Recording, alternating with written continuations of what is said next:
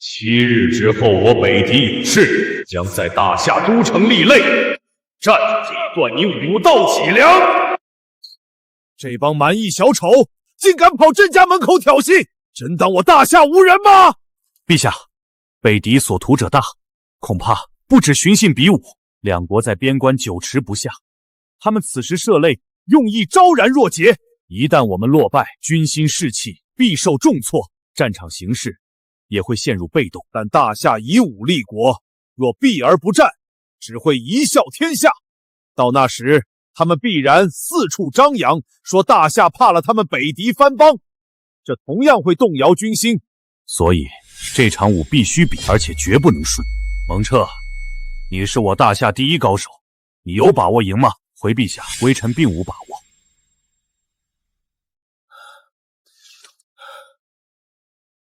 连你都没把握，怎么比？微臣无能，让陛下失望了。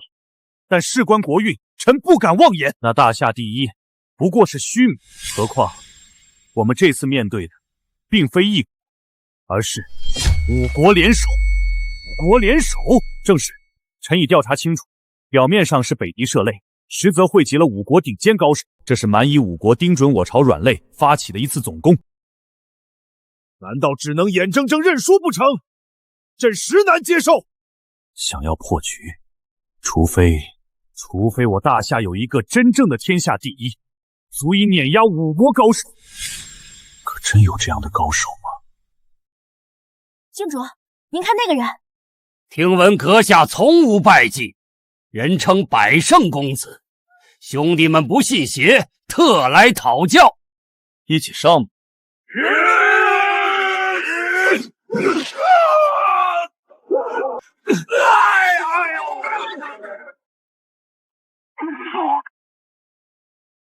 承让。这是比武还是唱戏？人人都知道是在演戏，只有那个纨绔以为是在比武。你认得他？郡主久在边关，不知京城人事。他是定远侯二公子萧绎，当年大公子痴迷武学，练功走火入魔而亡。偏偏二公子也酷爱习武，侯爷夫妇生怕他再有闪失，断了萧家香火，便找人假传功夫，又重金雇人故意输他。有钱能使鬼推磨，您看演得多卖力。不愧是百胜公子，好说好说。这个蠢材笑得还挺得意，殊不知自己才是最可笑的那个。他以为百胜公子这个称号是夸他百战百胜，实则人家叫的是百胜公子，靠摆架势得来的胜利。那几位背后还不知道怎么讥讽他呢。庄叔这钱挣得真憋屈，找死！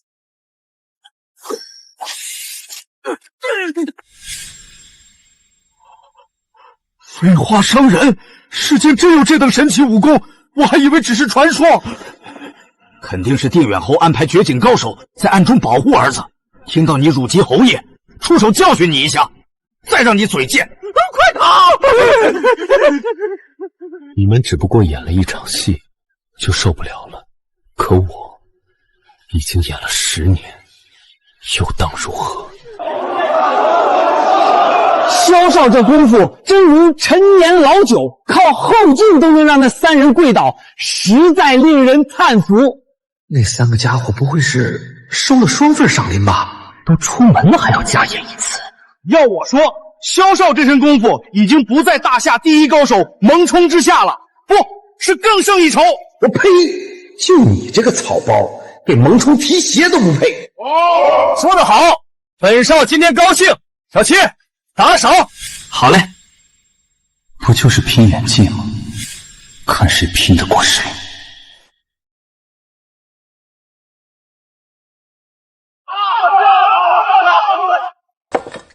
难怪大夏武运日衰，在6国之中都快垫底了。武勋重臣之后都成了这种货色，武运怎能长久？郡主息怒，这萧绎应该只是个例。可他招摇过市这么多年，竟然无人揭穿，这就令人不寒而栗了。谁敢啊？定远侯早就放过话，谁捅破此事，他绝不轻饶。别人怕他定远侯，我可不怕。我现在就去拆穿那个草包。郡主不可，您承袭父位，当以大局为重，岂可轻易得罪朝廷重臣？萧少，您这无敌身手怎么练成的？能否传授一下经验？你们知道了也没用，天赋、努力、机遇，缺一不可。真想亲眼看着这个家伙被打回原形。天赋、努力、机遇，缺一不可。真想亲眼看着这个家伙被打回原形吗？找萧逸麻烦的人，这不就来了？这个人又是谁？镇北侯之子裴少峰，论家世和萧逸旗鼓相当。看他这架势，还真是冲着那个草包来的，所以我才觉得有点奇怪。两位侯爷虽然不默，但并没有撕破脸。他若当众揭穿萧逸，两家岂不是结下了死仇？少爷，您得三思啊！定远侯可不是好惹的。放屁！他爹定远侯不好惹，我爹镇北侯就是好惹的。井水不犯河水的事，少爷您何必钻这个牛角尖？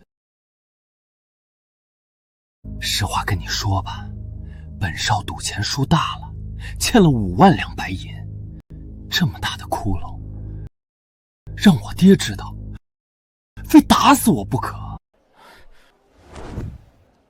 这么一只大肥羊，不用他填坑就太可惜了。我要和他比武，赌5万两，不，10万两。这么一来，不但能填上窟窿，还能大赚一笔。可是侯爷交代过我，大事要向他通风。赌注分你一成，可以闭嘴了吧？少爷圣明，这不是钱的问题，而是我早就看不惯那个草包了。不给他点教训，他还真以为自己是高手了。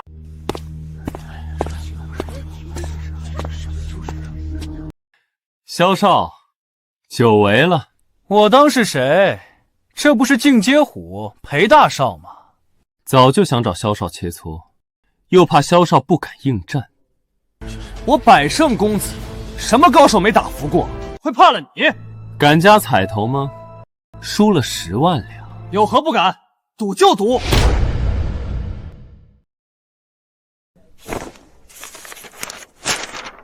爽快，签字画押，立约为证。不能签啊，少爷！为何不能？你觉得我打不过他？打得过才见鬼！可我哪敢说破呀？你非剥了我的皮不可。10万两啊！我眼睁睁看少爷捅这么大篓子，侯爷非抽了我的筋不可。你也想分一杯羹是不是？行，等银子到手，分你一半。这下更说不清了，我太难了。大功告成，发大财了，发大财了！看这意思，不像做戏啊，难道要动真格？废话，裴少是什么？怎么会配合别人演戏？这个假高手，真草包，要彻底现形了。看他以后还有什么脸做人？对呀，这就叫天作孽犹可救，自作孽不可活。郡主希望他输，这种欺世盗名之徒，不应该有这种下场。可萧逸虽然是草包，却没干过什么坏事。倒是那个裴少峰五毒俱全，仗着镇北侯的势力，欺男霸女，无恶不作，人送外号进阶虎，是公认的京城首恶。现在您还希望他输吗？我希望谁赢有用吗？那个裴少峰一看就武功不弱，萧逸那个草包哪有半分胜算？这倒是，裴少峰的功夫在权贵子弟中堪称翘楚。他的舅舅蒙彻是大夏第一高手，平时没少指点他。萧逸在他面前无异于猫爪下的老鼠。我这一拳下去，你会变成另一个人，你信吗？变成你爹吗？那我可得好好管教你，逼你干点人事。找死！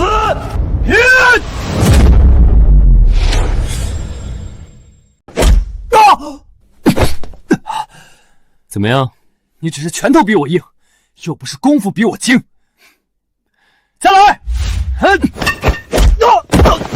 你输了，你比我想象的更废，对付你都用不着什么功夫。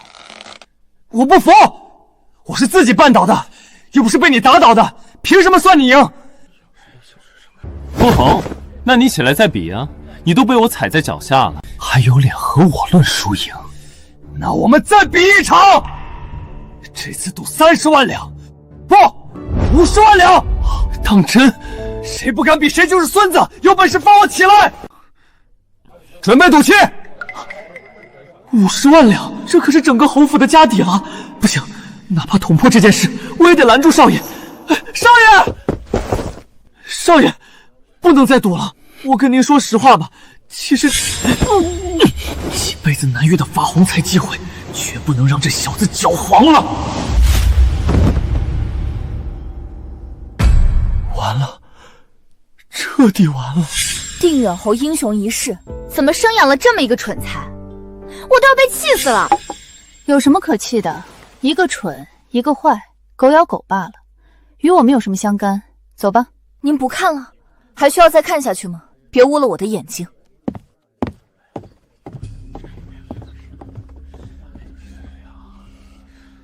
这下把定远侯府都掏空了，我爹从此就能压对手一头。不知道他会怎么夸我这个好儿子。少爷，说好的一场，您可不能反悔啊！哼，算你小子运气好。刚才那一拳只是把你打退，这一拳我要把你打飞。飞！想飞，那就飞远点。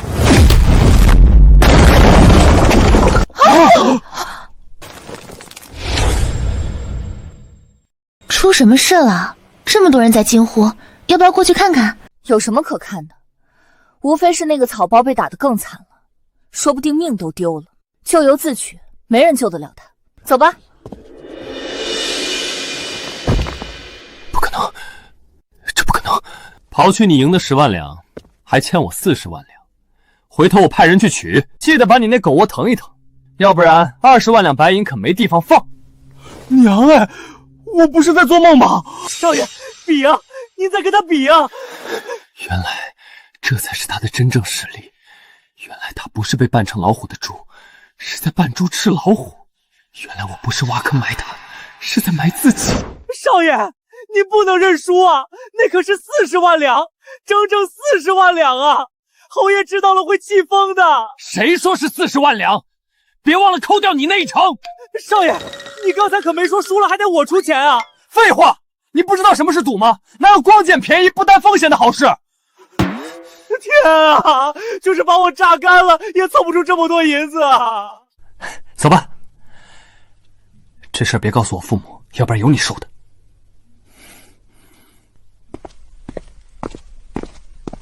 怎么回事啊？我都被整糊涂了。这还看不出来，裴少也在配合他演戏呗。那一拳的效果也太假了。裴少比刚才那3个人还会演，还故意输了一场，这就叫先抑后扬吧？可是，镇北侯的儿子也会被钱买通？这你就不懂了。我可是听说了，裴少爷欠了赌坊5万两银子，5万两啊！要你陪着演个戏就给5万两，你干不干？蒙彻，比武之日将至。你找到比你更强的高手了吗？微臣遍寻朝野，始终一无所获。只有一位旧识，昆仑侠燕峰，武功不在微臣之下。若我2人联手，把握会大一些。但此人5年前便不知所踪，微臣也无处寻找。那可怎生是好？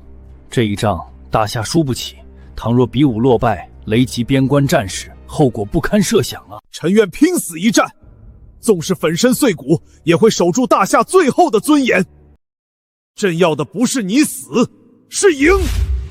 尊严从来只站在胜者那边，若不能胜，纵是万死，又有何用？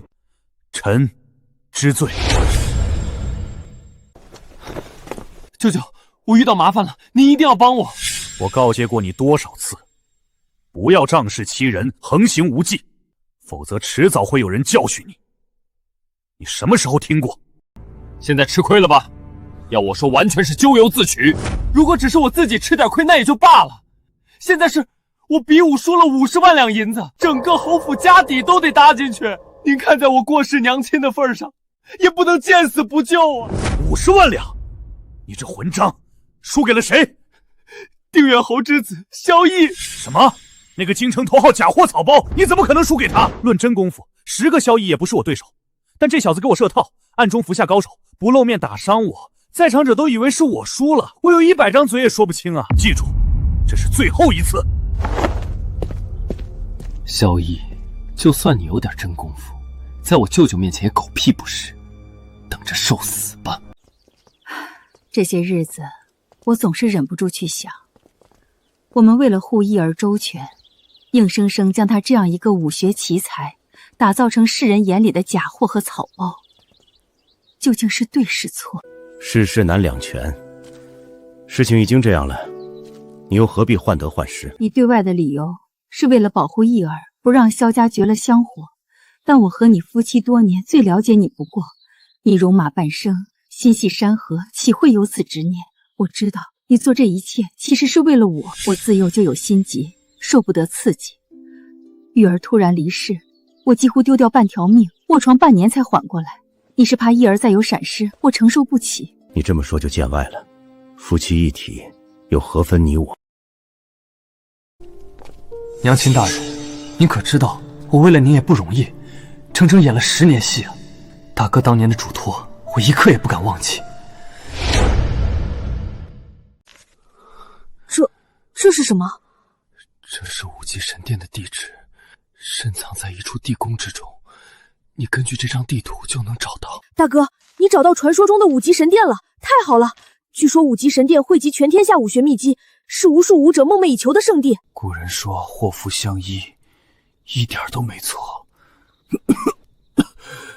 如果不是找到了神殿，我也不会练功贪进，结果走火入魔，落得如此下场。大哥，你从来不是不懂节制之人，为何会走到这一步？因为大夏武学衰微，已经远远落后于其他6国。我也是急于求成，想重振大夏武魂，却忘了欲速则不达。你武学天赋远胜于我，将来定神大有所成。大夏武学的未来系于你一身。我记下了，但你一定要以我为鉴，循序渐进，切记切记。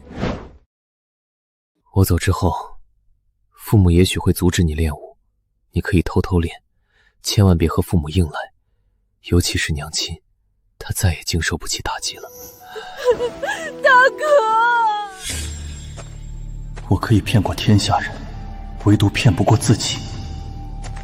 这一身惊世武火，如果只能彻底埋没，落个草包之名，练来又有何用？站住！你是蒙彻，大夏第一高手，禁军统领蒙彻。我从来不敢自居什么第一高手，但也不是什么人都配跟我交手的。那个暗中助你的高手在哪儿？我只想会一会他。是裴少峰告诉你的吗？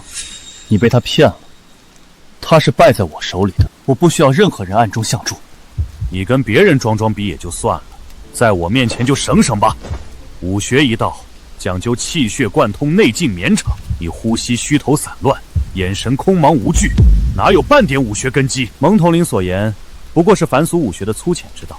殊不知武学的最高境界是藏锋于无形，手着于万象。你以管窥天，又怎知乾坤之大？别以为你是定远侯之子，我就不敢动你。再敢大言欺人，我让你永远闭嘴。很好，那就让我来掂量一下，你这个大夏第一高手究竟几斤几两？哼，我蒙彻大好男儿，跟你这种虚妄之徒交手，实为生平之耻。你不是为这张赌气而来的吗？那我们不妨也赌一把，只要你能把他从我手里夺走，这笔账就算消了。如果你夺不起呢？任由处置。哼，那就请吧。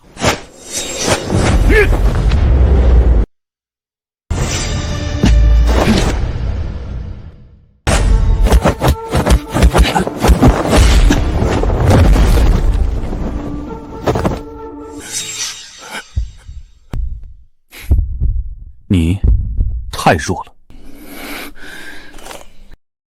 他武功竟如此之强，隐藏竟如此之深。守八荒之境，为九重之安。蒙统领想无愧于这10个字，你还得再下点功夫。我的腰牌何时被他取走，竟然毫无决绝。他若想取我性命，我有10条命也交代了。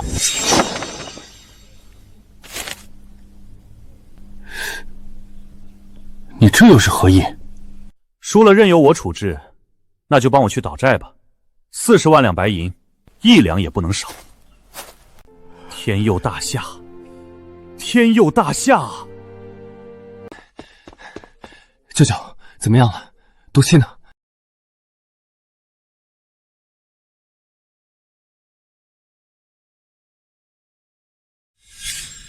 舅舅，您这是何意？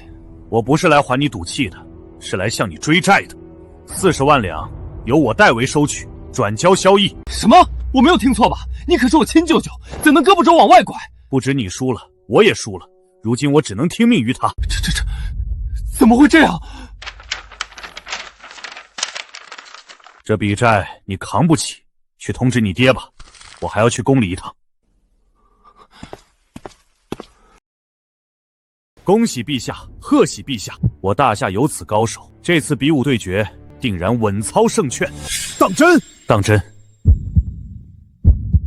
那个萧逸的武功，连蒙统领你都有所不如。岂止是有所不如，只能说望尘莫及。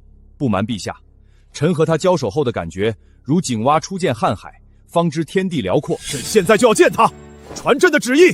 陛下且慢。哦，这萧逸多年来一直隐藏实力，精心伪装成一个草包。微臣不知他有何苦因，但万一他在陛下面前仍不肯卸下伪装，反倒麻烦了。届时他再想展露实力，便有欺君之嫌。那依你之见，陛下可以下一道旨意，命朝臣子弟必须参与这次比武对决。只要萧逸在场，我们就能立于不败之地。如果他比武时仍然不肯展露实力，又当如何？陛下放心，武功练至绝顶者，胸中必有浩然正气，他断不会任由母国受辱而无动于衷。届时我也会全力出战，力保大夏颜面不失。想过我蒙彻这一关也没那么容易。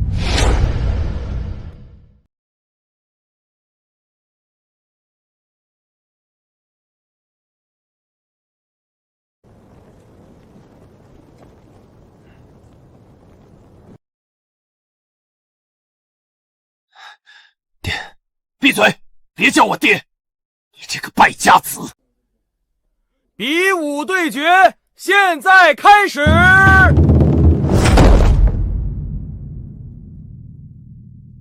哪一位是蒙彻？上台吧！其他人就不用白白送死了。爹，您听我把话说完。你想打这头一战？若能取胜，就是首功一件。你有把握吗？自然有，我苦练武功10余载，等的就是一鸣惊人的这一天。如果我能一路打到底，把那些番邦高手全收拾了，岂不是立下不世之功？到那时，您还会怪我输了区区40万两白银吗？您瞧好吧。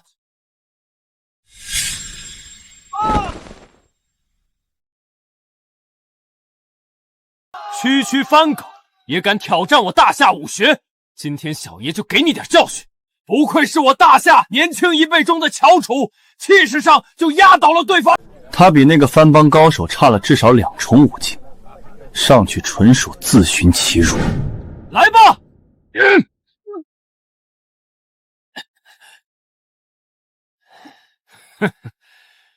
这就是你口中的大夏武学？笑死老子！就算你赢了吗？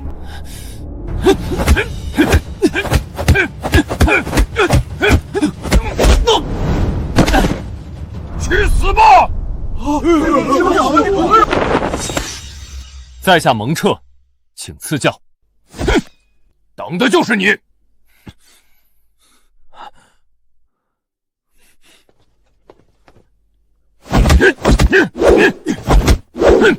第一个上台的北狄人就逼出了咱们的底牌，形势不妙啊！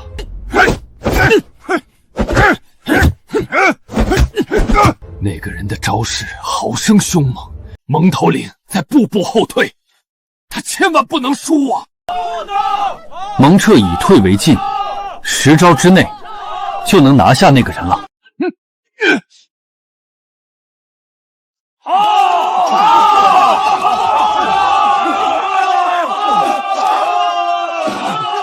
师傅，弟子无能，请您出手。师傅，他师傅也来了。徒弟已如此厉害，他师傅该何等强大！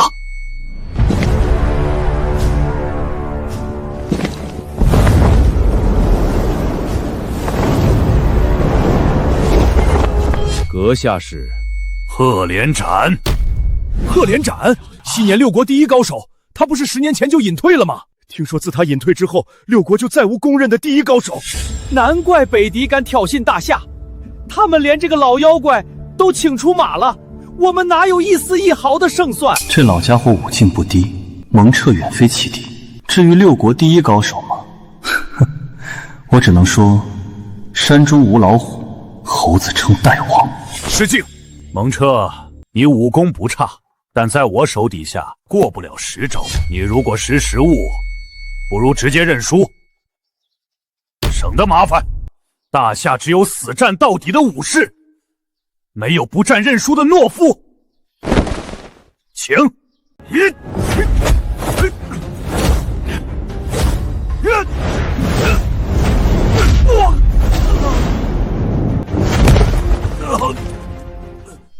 6招，我高看你了，这就是大夏第一高手，太令我失望了。有谁不服，尽管上台。不是自称泱泱大夏吗？不是号称以武立国吗？这就被打服了，一帮废物！武场上是废物，战场上更是废物，不如早日纳贡称臣，乖乖给我们北狄人当奴隶。还不够，必须让大夏皇帝行牵羊礼，光着膀子绑了双手，跪迎我北狄大军。区番邦小丑，竟敢如此放肆！只恨我大夏武学凋零，竟无一人能挫其气焰。朕实在愧对列祖列宗。陛下，我们还没有输，还有一张底牌。朕也是被气糊涂了，朕这就下旨。陛下，臣保举一人，或可与赫连斩一战。何人？定远侯之子萧绎。这老狐狸够阴的，逼我上台送死，那笔赌债就没苦煮了。果然姜是老的辣，我爹这一手才叫杀人不见血。萧绎武功出众，生平未尝一败，人称百胜公子。臣虽不知他能否打败赫连斩，但这是我大夏唯一的希望了。不行，我要向陛下禀报实情，义儿根本不会武功。这话谁都可以说，唯独我们不能，否则皇上势必以为我们是不想让儿子涉险，我们也很难解释得清。难道眼睁睁看着义儿白白送命不成？朝中知情者不少，他们会出声反对的。陛下不可，镇北侯是被表象所惑。据臣所知，这百胜公子之百，并不是百战百胜之百，而是百酒设宴之百。此人根本不懂武功。当年定远侯痛失长子，生怕次子再重蹈覆辙，于是找人假传武功，又雇人比武故意输他，打造了一个假高手出来。此事路人皆知。我们虽然输了2场，但比武较技本就有胜有步，大不了卧薪尝胆，将来找回场子。但如果让一个不会武功的人代表大夏，在台上出怪露丑，岂不是被天下人耻笑？蒙彻，你不会是搞错了吧？咱们已经输得够惨了，朕可不想丢更大的脸。陛下放心，微臣敢以性命担保。传萧绎上前回话。圣上口谕，萧绎近前回话。萧绎，有人说你是百战百胜的高手，有人说你是只会摆摆姿势的假货，你自己怎么看？陛下明鉴，我的功夫比真金都真，比秤砣都实，如假包换，童叟无欺。你可敢与赫连斩一战？就他，3息之内必取其首级。如今骑虎难下，也只能赌一把了。朕命你即刻与赫连斩一战，力挫北狄气焰，扬我大夏国威。遵旨。陛下三思，朕意已决，不必多言。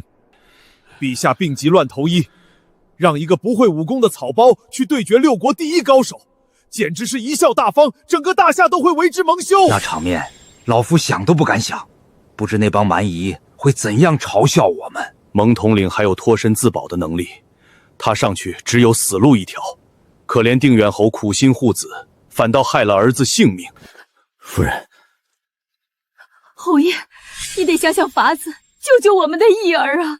生命难违，也许这就是义儿的宿命吧。这孩子怎么这么傻？诸位大臣已经说破真相了，他为什么就是不信？这不怪义儿，只怪我们。我们用了10余载时间，将他包裹在谎言里，让他相信自己是高手，他怎肯轻易接受现实？如果让他知道事实，那估计比杀了他还难受。事已至此，就更不要点醒他了，就让义儿带着那份骄傲，为我大夏尽忠吧。好，儿啊，你就大胆的为大夏的荣耀而战吧。爹娘，我马上就要登台了，二老可有什么嘱咐？我只有一句话，无论结果如何，你都是萧家的好儿郎，是爹最大的骄傲。娘等你得胜归来，做你最爱吃的桂花羹。义儿，让娘再好好看你一眼。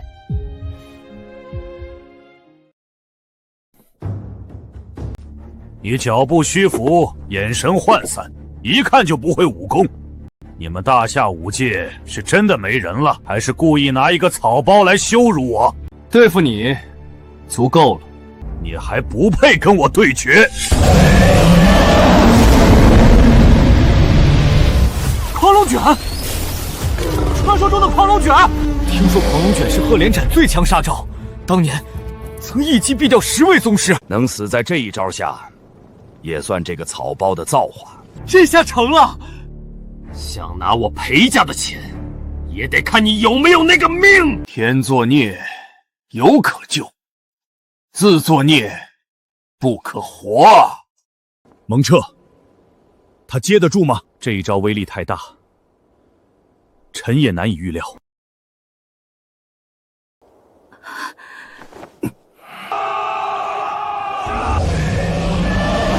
雕虫小技，也敢现眼？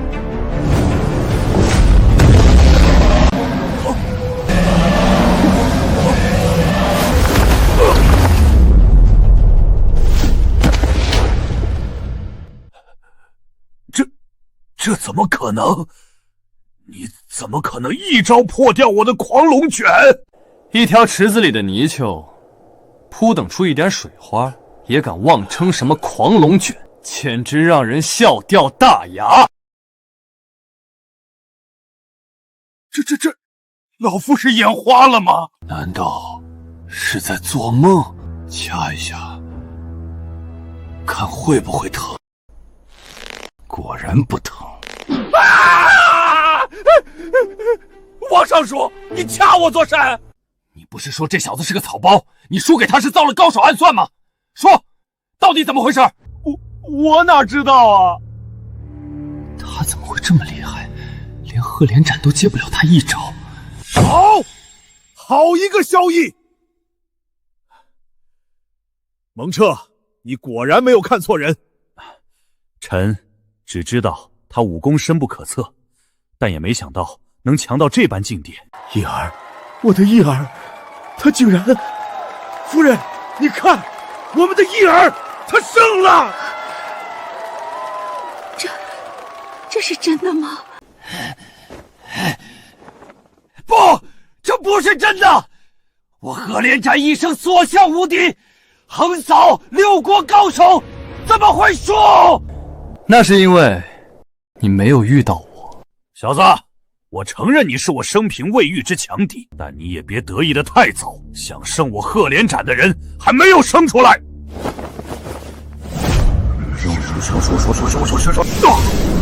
师父，万万不可！这破镜焚元大法虽可让自身功力提升10倍，但只能维持10分钟，却会损失10年寿元，不可轻用啊！住口！我若不能血洗今日之耻，苟活于世又有何用？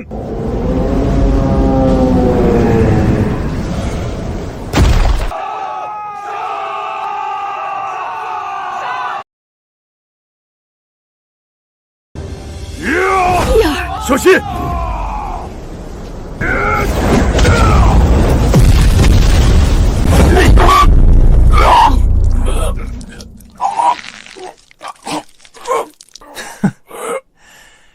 泥鳅功力提升10倍，也不过是条活鳝，又能翻出多大水？为什么？你为什么会这么强？因为我传承的是大夏武魂，你们蛮夷那点粗浅功夫，连皮毛都算不上。刚才一群狂犬吠日，一个比一个叫得欢，现在怎么都哑巴了？有胆子上台来，我教教你们怎么做人。哈哈哈哈！痛快，痛快！朕自即位以来还没有这么痛快过。大夏有萧爱卿这种人才，就算天塌下来，朕又有何惧？老夫有眼无珠，竟将麒麟当从犬术，险些成为误国罪人。惭愧，惭愧！可见流言不可信，今日方知何为真人不露相。等萧绎下台，我定要负荆请罪，弥补先前的不敬之过。我到现在还感觉像做梦一样，叶儿怎么会有如此神奇的一身武功？难道他早就识破了我们设下的骗局？这些年是他在演戏给我们看。也许从一开始就是我们错了。叶儿身体里流着你的血，注定应该成为一个大英雄。幸好他没被我们困住，还是一飞冲天了。既然不敢应战，就主动认输，向我大夏俯首称臣。我喊3个数，3、2、1，少要猖狂！真当我番邦无人不成？取你性命的来了！你们这些蛮夷还要不要点脸？不敢1对1的打，竟然以多欺少，4个打1个，这算哪门子比武？闭嘴！我们4兄弟向来是联手作战，你们大夏也可以再派3个人上来，派多少人都可以，来多少杀多少。这帮蛮夷当真无耻之极！那4人分明是南蛮、东夷、西柔5岳镇国高手，哪是什么兄弟？这4人武功如何？虽然比不了贺连斩，但至少不在微臣之下。他们就是笃定了大夏派不出同阶高手，才敢这么猖狂。若不是微臣有伤在身，也许还能上去帮萧绎一把。现在若让其他人上去，功力相差太大，只能是帮倒忙。小子，只要除掉了你，大夏就再无倚仗，准备受死吧！刚才我已经展示了大夏武魂，现在我想换一种方式，以文对武，让你们看一看我大夏的魂魄。陛下，我想向您讨要4样东西。什么东西？我大夏发明文符4宝，笔墨纸砚。蒙彻，这以文对武是什么笔法？这笔墨纸砚又如何抵御诸般武器？回陛下，臣也闻所未闻，但萧绎敢这么做，必定有把握，陛下不必担心。来人，赐文房4宝，上笔墨纸砚。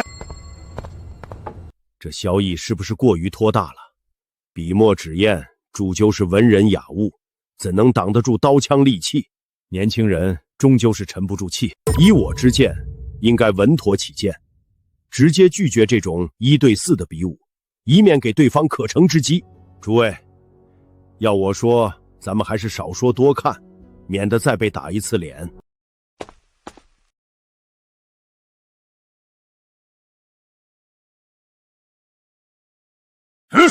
夫人，你背过身去。不，我相信我的义儿，他一定能赢。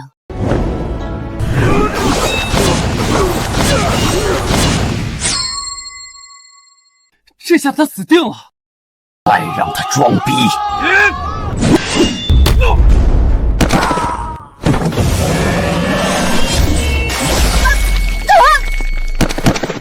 给我破！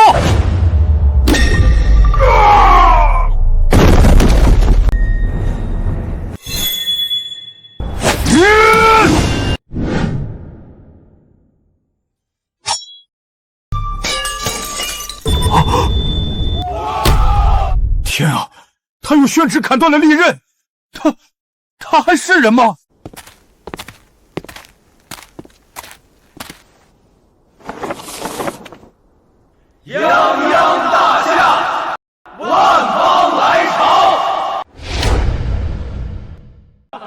泱泱大夏，万邦来朝。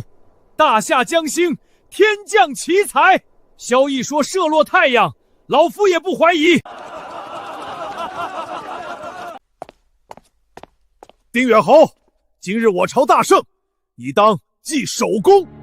全赖陛下洪福，犬子侥幸，臣何功之有？生养这么好的儿子，就是奇功。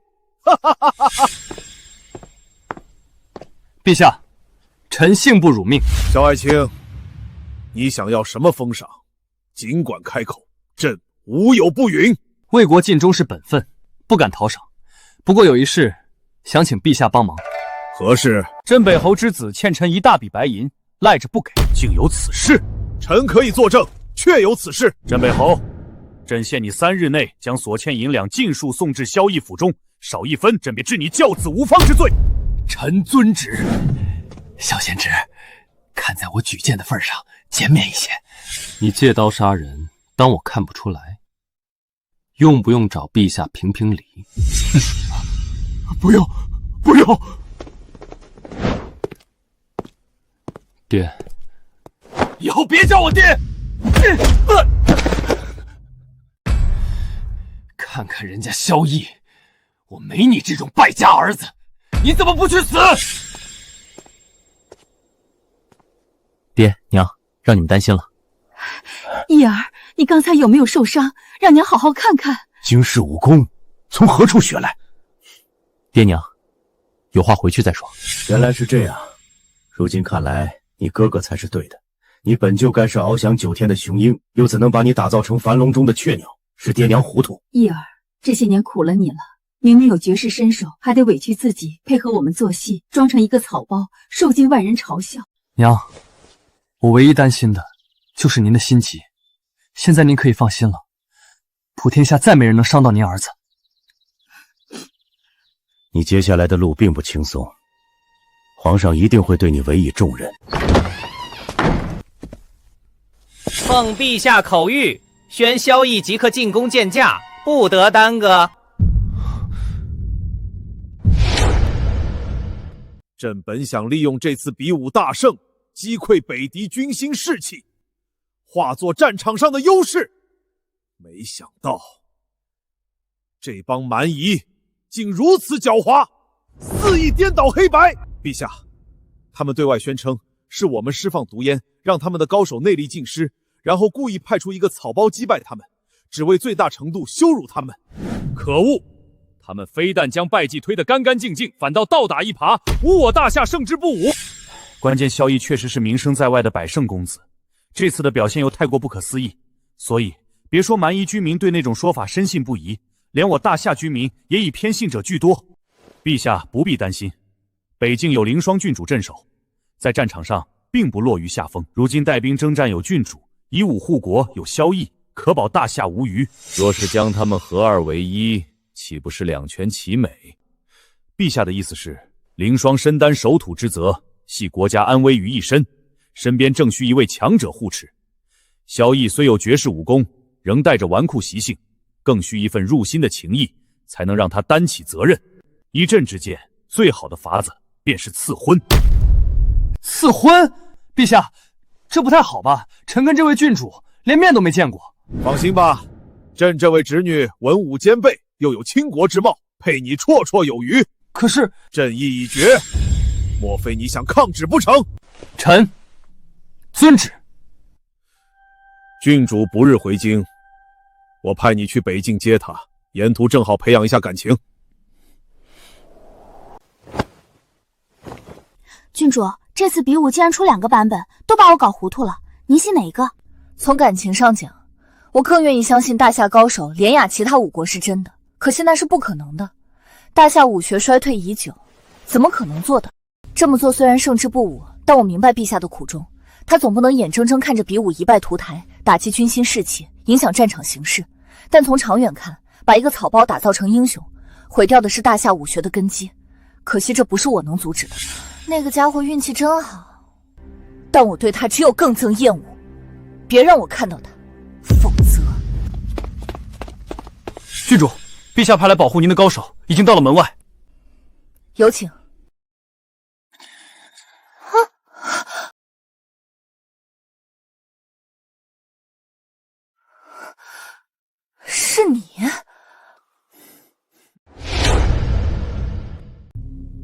郡主见过我？鼎鼎大名的百胜公子，还有不认识的？那样最好，我就不用做自我介绍了。有我在，郡主大可放心。沿途不管遇到什么危险，我都会保护郡主的。你保护我，就怕到时候还得我保护你。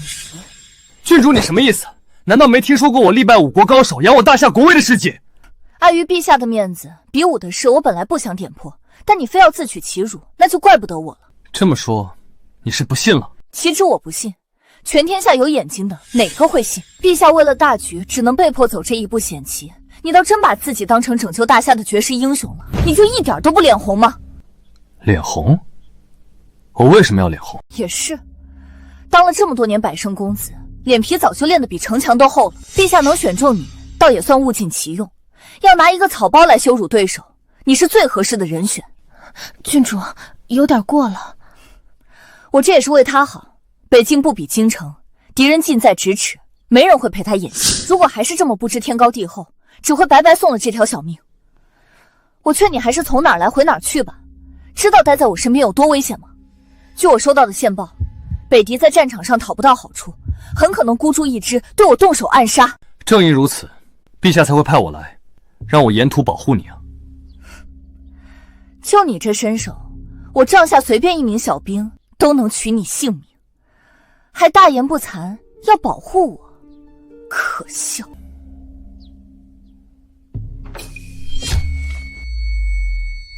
谁？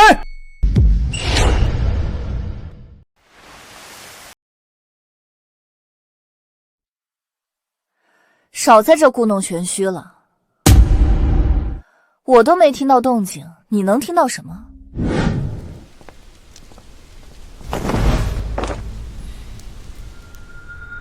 这不是偷听的那个人吗？看样子身手不弱。阁下是谁？拦住我有什么事？你不用管我是谁，记住，以后对郡主放尊重点。你喜欢郡主啊？这与你无关，你只需要记住我的话。如果我不听呢？燕某是草莽中人，可不管你是不是皇帝派来的，你最好别挑衅我。你凭什么以为吃亏的一定是我？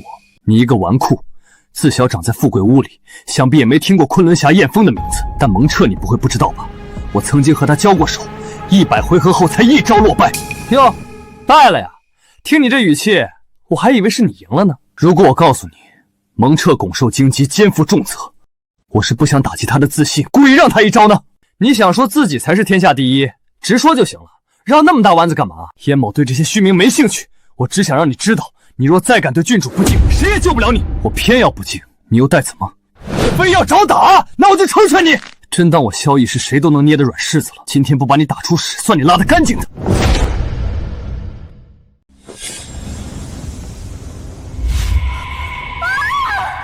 郡主休慌，我来了。郡主，发生什么事了？没什么，趁着这月色好，我想练会儿剑，不曾想踩到坑里，把脚崴了一下。要不我帮你敷点药？不用了，燕大哥，我休息休息就好了。你也早点安歇吧。好。这莽汉脑子不大好使，郡主说的明显是假话，他居然一点都不怀疑。郡主，刚才是怎么回事？你好好练着剑，为何会痛呼出声？我也不知道，胸腔里像是被烧红的针扎了一下，疼得实在顶不住。要不还是别练了吧？不行，我绝不能半途而废。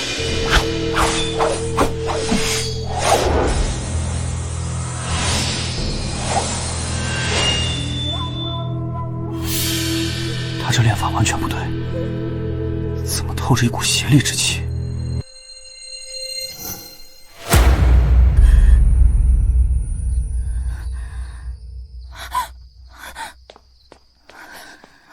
郡主，这到底是什么功？我感觉不对劲。半年前，我遇到一位世外高人，武功之高，为我生平仅见。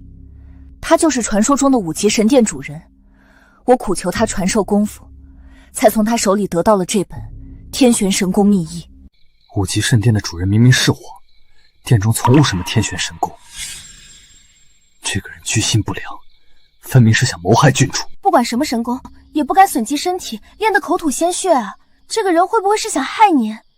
他想杀我，易如反掌，又何必多此一举？据这位世外高人所言，我天赋极高，进境也会很快。一旦练成天玄神功，便会天下无敌。只是中间会有一些反噬，不必介怀，苦练就好。可您坐镇边关，本已心力交瘁，何苦再这么逼自己？不逼自己能行吗？敌人在战场上占不到便宜，已经把我当成诛杀目标。我安危事小，但若影响到大夏安危，那就是大事了。不是还有燕大侠保护您吗？我就是不想欠他太多，他又不是朝廷的人，我既无心于他，就不该把他的卫护当成理所当然。郡主，我扶您回去安歇吧。这个母老虎虽然凶了点，当老婆万万不可。但这份为国为民的担当，可比朝堂上那些只会高谈阔论的大老爷强上100倍。为了大夏，我也得护他周全。郡主，你看。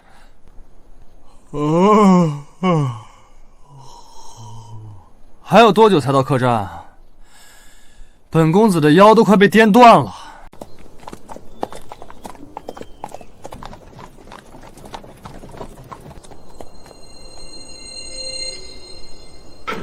停！陛下，这就是你派来保护我的人。郡主，燕大侠呢？不会有事耽搁了，没跟走吧？放心吧，哪怕天塌下来，他也会在暗中护我周全。这些年，他何曾出过差错？唉，那个萧逸能有燕大侠的一半就好了。他配跟燕风比吗？别这么侮辱燕风。是，奴婢知错了。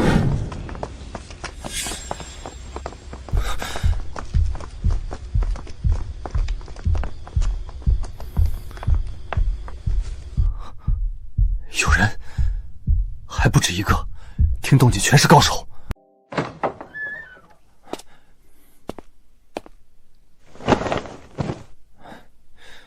那个燕风不是跑江湖的老手吗？怎么连这点警觉性都没有？这回倒是冤枉人家了。我的听力10倍于常人，又岂是寻常江湖人可比？也罢，待解决了他们，再去睡回笼觉。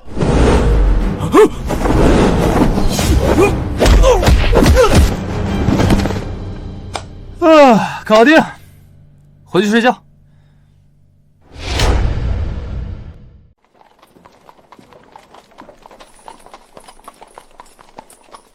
郡主，过了前面的山谷就是官道了，这一路也没遇到什么危险啊。十有八九是被燕风暗中打发掉了，他从来就是这样低调，该做的事儿一样不少，却从不居功。不像某人，这位少爷回去后一定会向皇上大力邀功，说我平安到京全是他的功劳。世道就是如此黑白颠倒，让人心中不平。这位郡主还不知道怎么损我呢，他哪知道我已经帮他打发了6路人马。他倚重的那位大侠，当时和他一样在睡梦中呢。北狄绝不会半途而废，这里倒是个设伏的好地方，恐怕……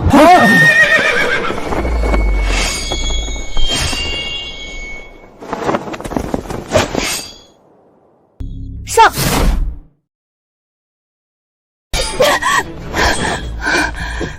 个个是万里挑一的高手，看来又是集合了5国精锐，郡主这边根本顶不住。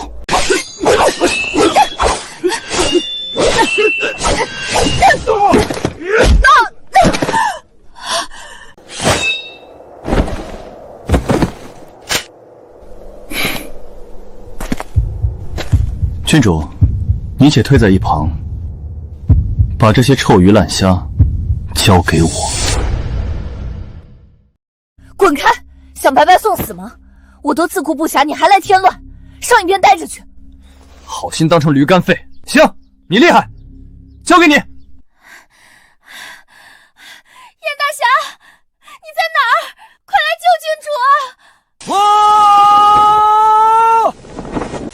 郡主休慌，燕某来也。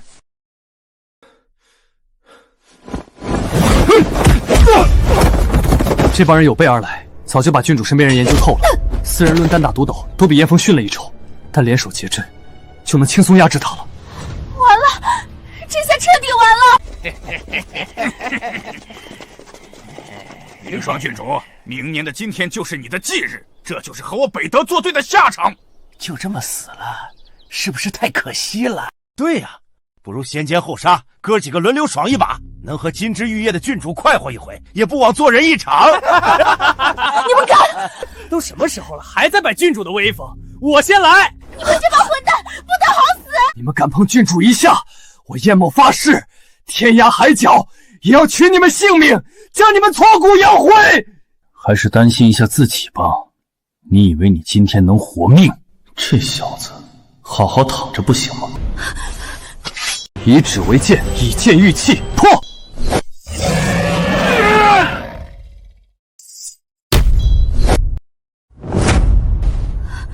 终于装不下去了，他现在知道了吧？他眼中的草包是超出他想象的高手。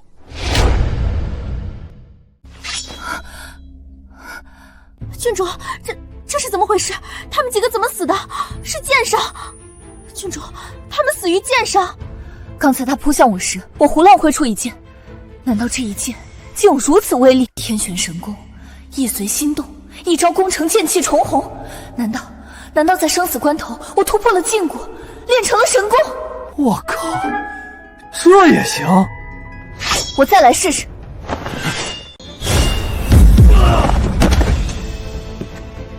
我成功了，我真的成功了！看来大夏当幸，连老天爷都在帮我。再让你们见识一下我的天旋神掌！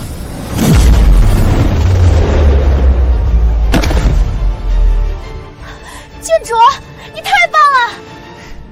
还有呢，看我天旋神腿！我好难。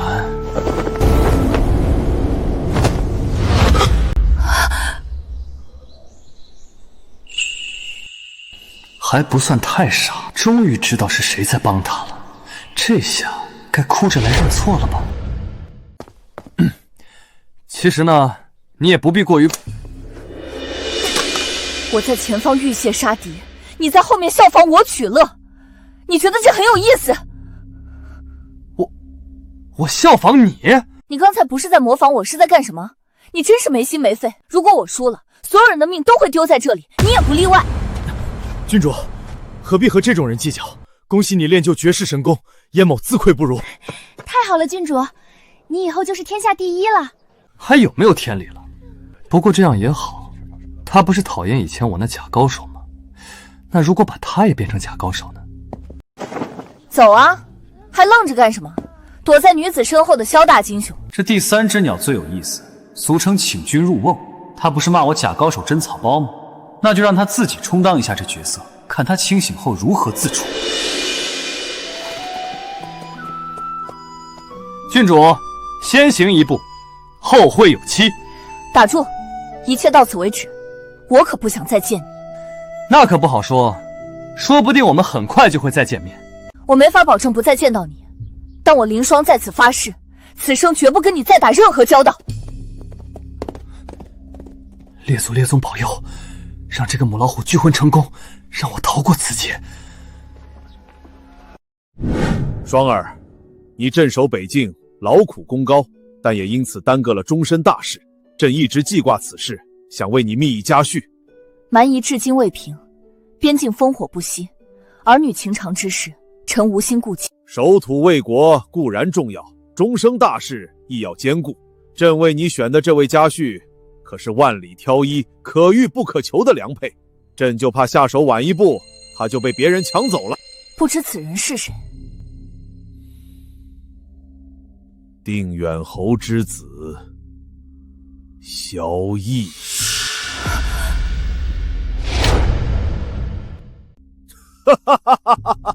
怎么，高兴傻了？不敢相信是真的？君无戏言，朕岂会骗你？陛下，此事万万不可。有何不可？这萧逸是天字第1号草包，臣哪怕终生不嫁，也绝不能嫁他。真人不露相，那是他的伪装。如果他是草包，又怎能力胜5国高手，扬我大夏国威？那是陛下您为震慑藩邦所用的计谋。萧逸不过是捡了个便宜，臣虽身在局外，又岂有不知之理？身为3军主帅，你不信朕，却相信敌国编造的谣言，你太令朕失望了。朕意已决，不日为你2人完婚，你回去准备准备。臣宁死不从，求陛下收回成命。你敢违抗朕的旨意，是自觉手握兵权，羽翼已成，不把朕放在眼里了。臣一片忠心，日月可见，但萧逸是臣最厌恶之人，臣万难接受。求陛下看在臣亡父的情分上，收回成命。朕和你父亲自幼感情就好，他走得早，你兄长又莫名失踪，你继承父位镇守北境，劳苦功高，为公为私，朕岂有不眷顾你之理？正因如此，朕才千挑百选，为你觅得佳婿，你却质疑朕的用心，错把美玉当顽石，让朕好生难过。陛下九五之尊，绝不至于信口雌黄。难道比武的事是定远侯一手布局？那可不好说，说不定我们很快就会再见面。连皇上都蒙在鼓里，真把那个一无是处的草包当成了力挽狂澜的英雄。陛下，说到底，我跟您的分歧是萧逸武功之真伪，何可以最直接的方式验证？你的意思是？恳请陛下恩准，比武定夺婚事。荒唐！你是郡主，岂有大庭广众之下为自己婚事下场比武之理？臣无需亲自下场，臣有一位江湖朋友，武功不在蒙霜之下，臣想请他代为出战，一举定乾坤。倘若他败给萧逸呢？那臣绝无二话，甘愿奉旨完婚。如果萧逸输了，还请陛下收回成命，容臣一心肃守边关，不谈婚嫁。好，朕答应你。臣女告退。萧逸那个草包怎会是燕风对手？除非太阳从西边出来。和萧逸比武对决，纯属班门弄斧，普天下谁能赢得了他？除非他自己不想赢。速宣萧逸见驾。燕大哥，拜托了。击败萧逸那种草包，还需再三叮嘱。郡主，你是信不过我的武功，还是信不过我这个人？我对燕大哥是100个放心，只是此事关系重大，难免心里不踏实。燕某用性命担保，必让郡主得偿所愿。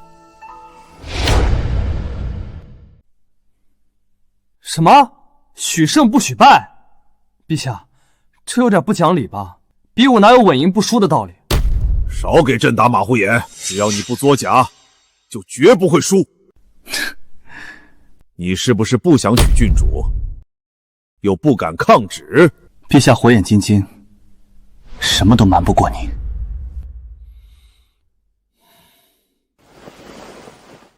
陪朕去御花园走走。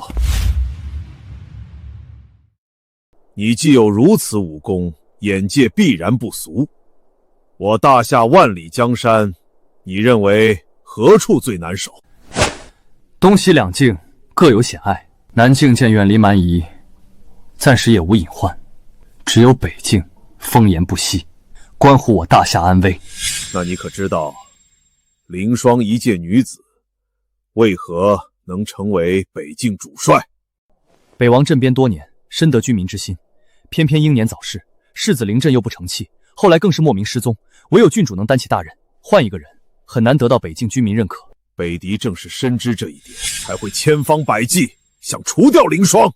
臣明白陛下的意思，您是想让臣牺牲小我，和郡主结成夫妻，这样才能日夜守护她，也是护我大夏安危。你只是说对了一半，朕不想牺牲你们任何一人。朕问你，你对凌霜印象如何？郡主什么都好，就是凶悍了一点。那是因为他肩上的担子太重，不能允许自己有丝毫的软弱。更是因为还没有一双坚实的臂膀，能让他温柔下来。相信朕的眼光，朕绝不是乱点鸳鸯谱，你们是天作之合。臣心中再无疑虑，定不负陛下所望。这会儿不说胜负难料了，现在臣唯一难以预料的就是那个硬汉输了会不会哭。哼！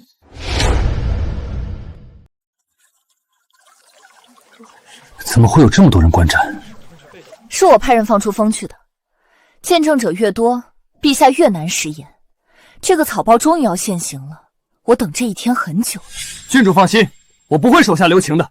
吾辈苦练武功，刀头嗜血，九死一生，还比不了一个欺世盗名的纨绔，这算是哪门子道理？我今日定要替江湖上的朋友讨个公道。很好，你大胆去做，我为你兜底。这个傻郡主恨不得把全天下人都找来，自以为是在堵死陛下的退路，殊不知是在作茧自缚。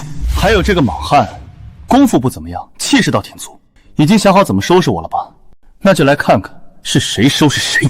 你们说谁会赢？我压萧逸，那可是力败5国高手的存在。拉倒吧，谁不知道那是造假，假的不能再假了。要我说，肯定是燕峰胜出。江湖上赫赫有名的昆仑侠可不是盖的。我看也是，假货碰上真货，注定要被打回原形了。上次你我本要动手，你运气好逃过一劫，今天我看你还能躲到哪儿去？那你有没有想过，真正逃过一劫的其实是你自己？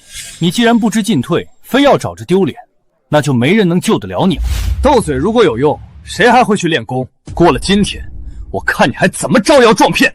有没有可能，不是我倒下，而是你醒来，从你的江湖迷梦里醒来？那就试试看吧。我的娘哎，还没有出拳，已经有如此威势，我连气都喘不过了。这才是真功夫。那个草包要倒霉了，不死也得脱层皮。你们看，那个草包还在扇扇子呢，他不会是装高手装傻了吧？郡主，我怎么感觉他连招架之力都没有？这一拳不会要了他小命吧？萧逸，这是你自找的，怪不得我。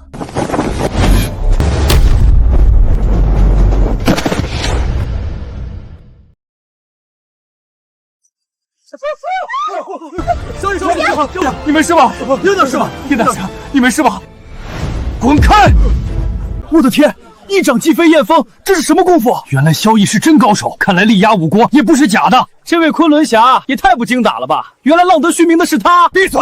都给我闭嘴！假的，他是假的，我不可能输给他。真的假的咱不知道，咱就知道飞出去的是你。还比吗？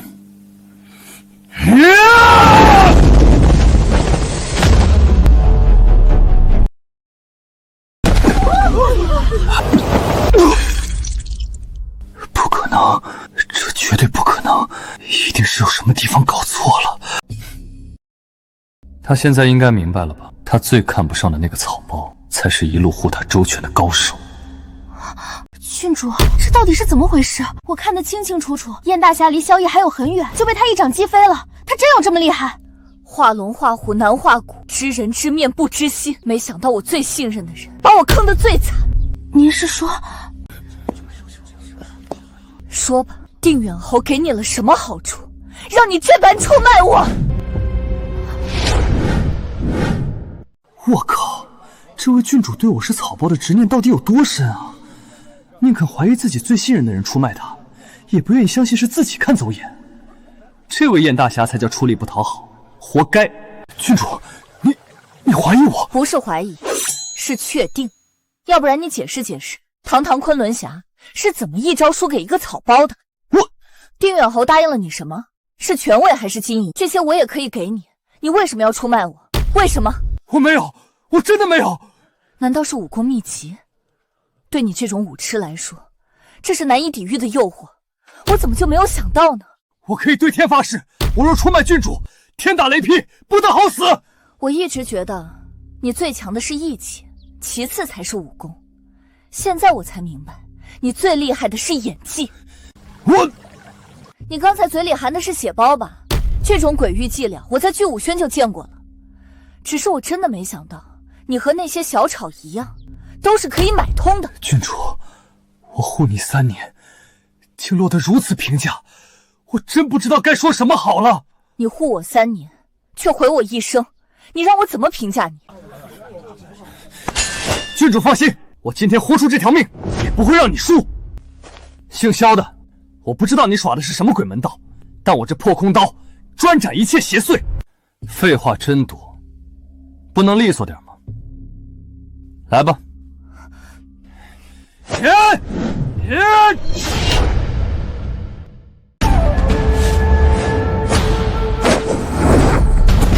扇子，他用扇子将大刀扇飞了，这还是人吗？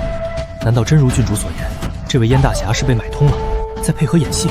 我看也是，百胜公子的名号不就是这么得来的吗？是真是假我不知道，不过我知道，当着天下人，郡主这边肯定算输了。这下他想不嫁也不行了。郡主，你可别怪我，比武定终身是你的主意，许胜不许败是陛下的要求，我只能拿出真功夫了。真功夫？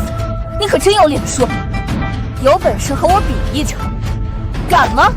那我可不敢，跟你比，赢也是输，输也是输，赢了跪搓衣板，输了还好过点，我还不如直接认输呢。他这么耍赖有何用？我统领3军，什么样的对手没遇过？怎么就拿他束手无策？难道是我的克星？郡主，这件事我也只是顺势而为，不想高攀谁，也不想勉强谁。如果你实在不愿意，可以自己去找陛下。输了就是输了，我岂能不认？虽然你是靠无耻手段获胜，但谁叫我信错了人呢？我无话可说。郡主，我真的已经尽力了，你要怎样才肯信我？事已至此，何必再惺惺作态？你想要的已经到手了，我欠你的也还清了，以后别再让我看到你。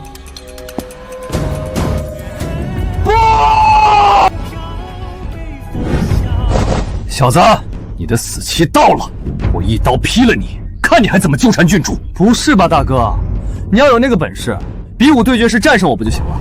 还用得着搞偷袭？我想了好久才想通，在比武现场一定是有暗中伏下的绝世高手助你，才让我吃了大亏。但这里四近无人，我看你还怎么装！我算是明白了，装草段不容易，想卸去草段的伪帮更是难上加难。去死吧！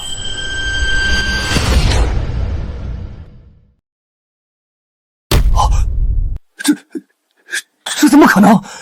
不可能的事多着呢，给我睁大眼睛看好了。是真的，你竟然真有这么厉害的身手，普天下竟有如此出神入化的武功。我已经对你手下留情了，你眼中出神入化的武功，连我1半功力都不到。这么说，你力败5国高手，也并不是朝廷在造假。我大夏以武立国，助武为魂，堂堂正正，岂能干那种下三滥的勾当？5国高手技不如人，便大肆造谣，颠倒黑白。你脾气倒是挺硬，耳根子就有点软了。这种鬼话也信，让我说你什么好呢？燕某受教了。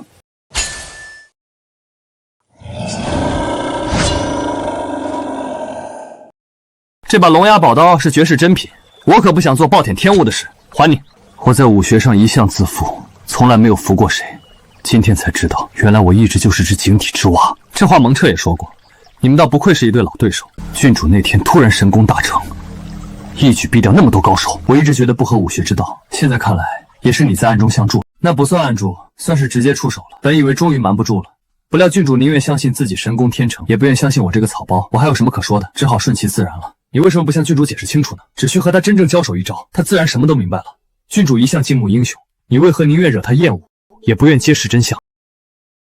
你还有什么想说的，一并说出来。郡主现在把我当成见利忘义的小人，这比杀了我都难受。我希望你能帮我澄清，洗去这不白之冤。将来我会帮你澄清，但现在还不行。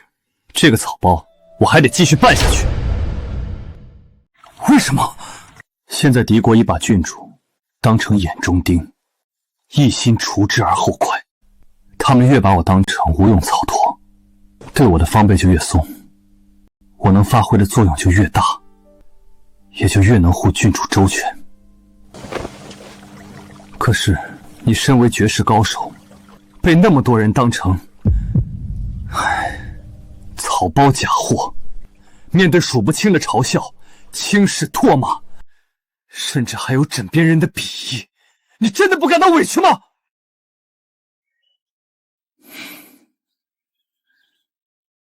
这么多年，我早就习惯了。燕某生平从不服人，今日请对萧公子心服口服。你和郡主才是良配，有你护卫郡主，我就彻底放心了。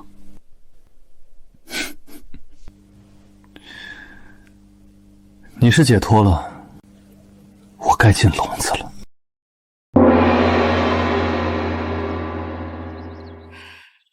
没想到咱们的义儿这么出息，能让郡主这只金凤凰飞入萧家。话不能这么说，义儿也不差，配得上郡主，能力压5国高手，普天下还有第二个吗？可我总感觉郡主并不喜欢义儿，只是生命难违，这过日子情投意合才是最重要的。放心吧，义儿连5国高手都能搞定，还搞不定一个郡主，你就等着瞧好吧。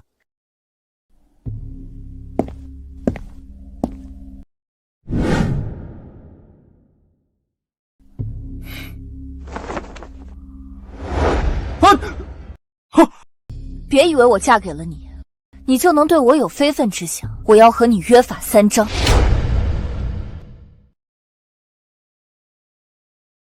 哪3章？第一，不许碰我，因为你不配。第二，我的事儿你不准干涉。第三，我们只是名义夫妻的事，不准禀报陛下。那我要是不遵守呢？你可以试试，触犯一次我打一次，人头打成猪头，你不怕丢人就行。好吧，我照单全收。不过我也有一个条件。你说。我要和你住一起。你别误会，是住一起，不是睡一起。大不了你睡床上，我睡地上。你安的什么心？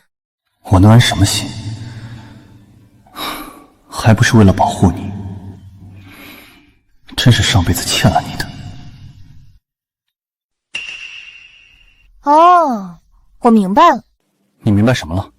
你也知道我练成天玄神功后有多厉害，而你自己欺世盗名，做贼心虚，觉得待在我身边最安全，对吗？放心吧，我虽然打心眼里看不上你，但打狗还得看主人，只要有我在，就没人动不了你。我谢谢你了。其实你沦落到今天这种地步，也不能完全怪你，都是定远侯夫妇惯的。既然我接手了你，就得对你这块废柴回炉另造。你要干嘛？用3个字形容你，花架子。知道你最缺什么吗？基本功。先把根基打牢了，武学之路才能走得稳，知道了吗？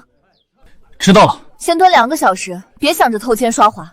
以前那套糊弄人的把戏，在我这儿没戏。我容易吗？我堂堂绝世高手，在大庭广众之下蹲马步，这和白胡子老爷当众吃奶有什么区别？再坚持一会儿，省个那母老虎杀个回马枪。哟，这不是萧公子吗？可不是嘛，这是在干什么呀？哈哈哈，这么大个人了，还在练马步，我穿开裆裤时就不练了。兄弟，练晚了，回去洗洗睡吧。你们功夫不行，就是因为马步没有蹲够。像我这样一蹲20年，未必会比我差多少。我们比你差，你可真敢说？信不信我一拳能捶扁你？吹牛皮谁不会？敢不敢比划比划？那就比比呗。怎么样？不怎么样。看我的！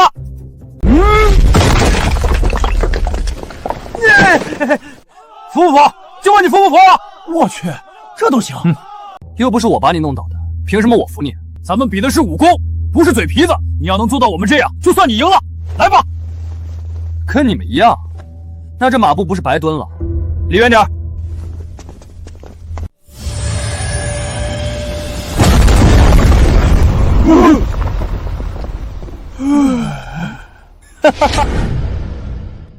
从今天起，我要每天蹲2个小时马步，不，3个小时。我要天天蹲，蹲10年，蹲20年，直到蹲成天下第一高手。你们就是蹲一辈子，也顶多练成蹲坑高手。你一直跟着我干嘛？当然是保护你。我可听说了，北狄暗杀失败后又想出毒计，如今10万重金悬赏买你人头，很多江湖上的高手都闻风而动了。知道还给我添乱，你待在我身边，我还得分心保护你。你真想帮我，就离我远点。骏马也是护妻心切，郡主您就别为难他了。什么护我心切？我看他是护自己心切，他拿什么保护我？用嘴吗？你说实话，是不是整天瞎吹牛，招惹到什么高手了？生怕挨揍才不敢远离我。你一个大男人还得女人保护，不觉得脸红吗？看来还知道脸红，还不是无药可救。我是气的。摊上你这么一个废柴，我还不知道该向谁去生气呢。你要还有点自尊心，就别再当个跟屁虫。走就走。奚落，我的话是不是有点过了？本来就是嘛，骏马人也不坏，虽说武功不是一般的差，但那也不是什么罪过。天底下哪有那么多的高手，谁又能有郡主您这样的天赋？走吧。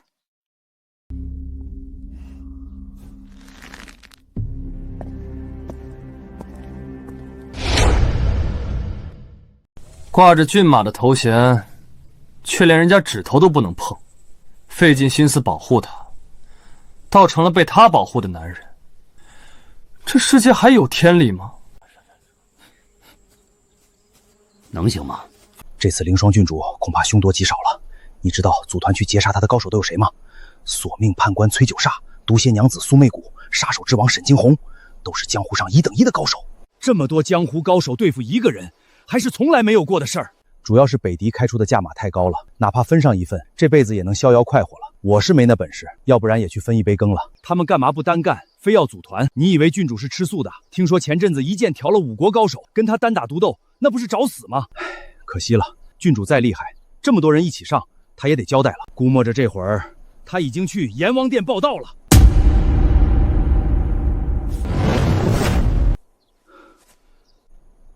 我是不是眼花了？刚才那是个人吗？哪有那么快的人？明明就是一只鸟，有那么大的鸟？都怪我，这种事上也置气。凌霜，你千万不能出事啊！郡主，我怎么觉得有点不对劲？怎么了？说不上来，就是后背有点发凉。估计是中风寒了，回去找个郎中看看。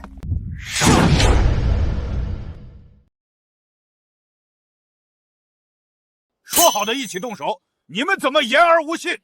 说的你出手了似的，乌鸦小猪黑，好意思吗？只怪大家都想到一起去了。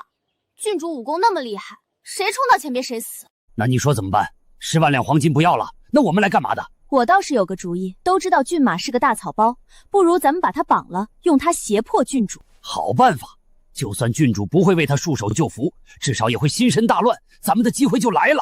说曹操，曹操到，那个人就是骏马。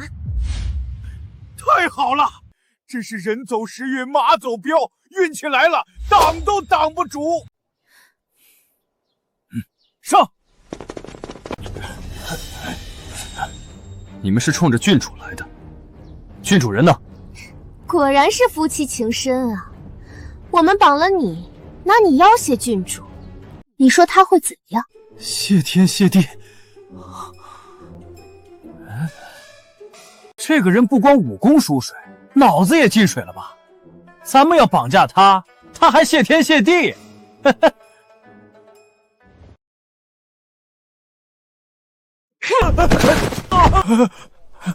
现在知道为什么了吧？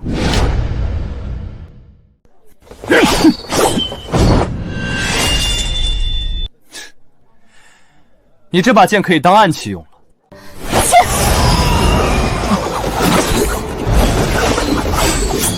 有打斗的声音，回去看看。郡主，您是千金之躯，何必凑这个热闹？我不是凑热闹，我是担心。您担心骏马？看您嘴上对他凶，心里还是挺关心他的。谁关心他？我是关心自己的面子。他要挨了揍，我脸上也没光。郡主，你看，果然是骏马。他被一帮人围住了，好像有危险。我这把剑画的怎么样？天啊！天底下竟有这样的功夫，我师娘怎么没告诉过我？原来他不是假高手，是真高手，超出我们想象的真高手。倒了8辈子血霉啊！避开了郡主这个硬茬，找了个更硬的。如果我告诉你，郡主才是假高手，你们本来可以轻易拿下他，赚到那10万两黄金的悬赏呢。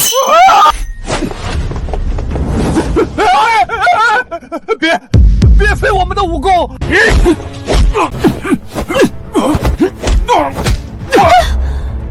郡主，我在这儿。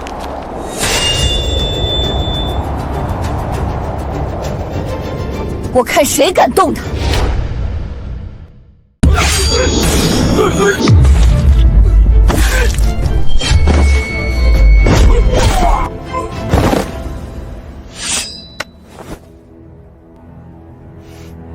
你武功虽然差劲，但好歹也练过吧？连这么一帮臭鱼烂虾都对付不了。他们可不是臭鱼拉虾，全是江湖上的超级巨鳄。这个是索命判官崔九煞，那个毒蝎娘子苏媚谷，这位更是令人闻风丧胆，杀手之王沈惊鸿。可我为什么感觉他们那么弱鸡，完全不会武功的样子？我明白了，肯定是我的天玄神功又有突破。我越强，对方当然越显得弱了。有道理。现在明白了吧？自己强大才是王道，永远别指望别人。今天你差点把命都丢了，还不吸取教训，那真是无药可救了。我明白了，我吸取教训，我吃药。走啊，还愣着干什么？你不是不让我跟着吗？我哪知道你得罪了那么多难缠的江湖人物，总不能眼睁睁看着你送命吧？别啰嗦了，你到底走不走？走。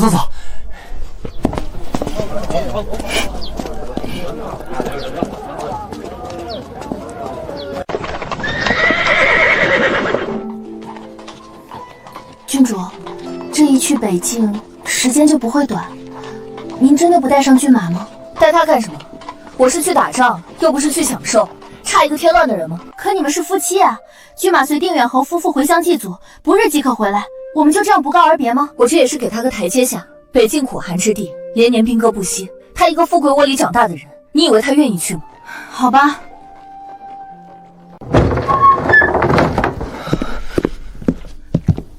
骏马，郡主3天前已经回北境了。什么？郡主回北境了？糟了！郡主，您说这一路北敌会不会再派人刺杀您？上次的场景，现在还让我后怕。放心吧，我的天玄神功又有禁忌，何况还少了一个累赘。想找死，让他们尽管来。又累垮一匹马，这样下去可不行，干脆我自己来。北狄绝不会放过刺杀的机会，郡主又错把自己当高手，情势凶险万分，希望能来得及。这次刺杀凌霜郡主，我们这些人有死无生，但为了北狄，为了狼主，招兵！我等绝不退却，粉身碎骨，在所不辞！粉身碎骨，在所不辞！老大，这凌霜郡主当真有这么可怕吗？我们可都是北狄顶尖高手，加起来都敌不过他一人。我们只是一国顶尖高手，上次可是5国顶尖高手，都被凌霜郡主一剑尽诛，没一个能逃出来。但那又如何？只要有一线机会，我们也会以命相搏，不图全身而退，只图玉石俱焚。玉石俱焚，玉石俱焚！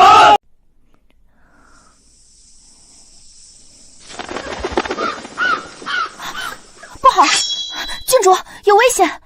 慌什么？数数来了多少人，告诉他们，来了就别回去了。保护郡主！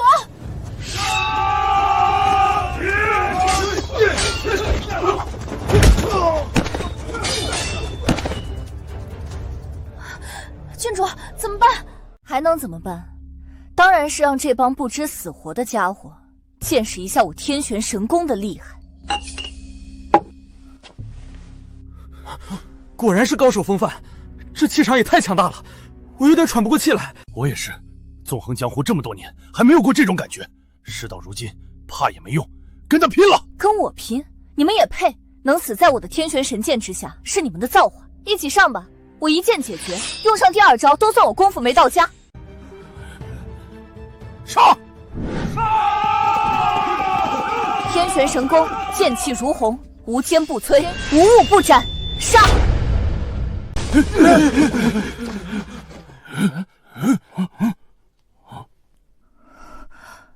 剑气呢？天玄神剑的剑气怎么没有了？看来也不过如此。我来领教领教，破云双拳！天玄神掌！什么绝顶高手？咱们都被骗了，他就是个草包！不可能，这不可能！我不信，打死我也不信！天玄神腿！堂堂凌霜郡主，沦为我掌中玩物，太过瘾了！不，你这个混蛋，放开我！去吧！出发前，郎主有令，只要死口不要活口，咱们这就把他乱刃分尸。首级必须割下带回去。凌霜郡主可是北境之魂，把他的头往城门上一悬，北境军民定会不击自库。这咱们可立下大功了，裂土封侯指日可待。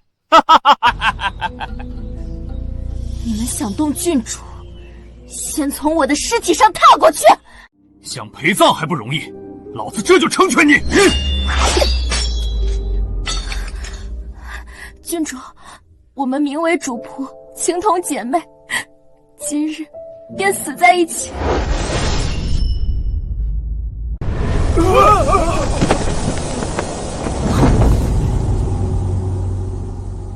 谁？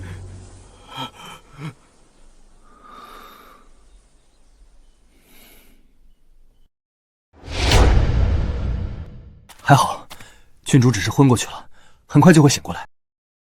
连郡主都不是他们对手，你武功那么，追上又有何用？何必白白送了这条性命？有我在，就是十殿阎罗来了，也带不走郡主。郡母，你说吧，你们想怎么死？我当是谁呢？这不是赫赫有名的百胜公子，人人嘲笑的草包骏马吗？你们夫妻俩还真是绝配，都是草包也就罢了，还都不知道自己几斤几两，赶着来送死。你不是问我们想怎么死吗？我想上天行不行？没问题。不用找了，他已经被我打碎了。打碎了？一个大活人被打碎了？他上天了，也就入地吧。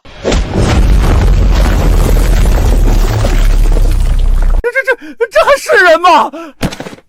吓死了！北狄死士就这点胆量，也敢来我大夏逞凶？传说中的高手是草包，传说中的草包是高手，是我脑子乱了，还是这世界乱了？也许都乱了，所以你还不如及早投胎，重新做人。一起上，和他拼了！就让我用你的长剑，为你洗雪今日之耻。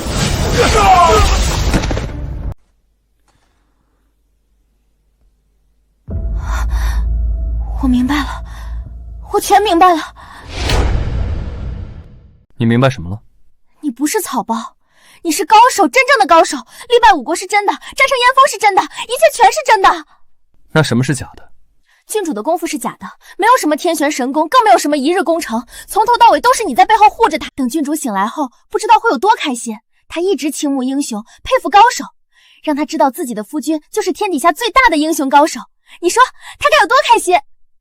你确定他会开心吗？我觉得应该加个不字。为什么？他一直骂我是草包，把自己当高手，突然间颠倒过来了。以他的傲气，在我面前将如何自处，又怎么开心得起来？这倒也是，我刚才没往那儿想。我选择隐藏实力，把郡主包装成高手，其实有3个目的。第一个是为我好，希望他能去陛下那里拒婚；第二个是为他好，避免他继续练功，走火入魔。第3个目的是什么？你怎么不说了？郡主对我极力贬损，一口一个大草包，一口一个假高手，骂得太狠了。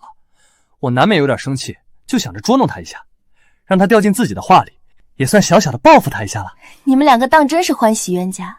如今已经有点骑虎难下了，如果让他得知真相，会重创他的自信心，甚至会让他怀疑自己的判断力。身为北境主帅，失去了这份信心，恐怕是要命的事。那怎么办？郡主和那帮人交过手，这事儿已经瞒不住了呀。我有办法。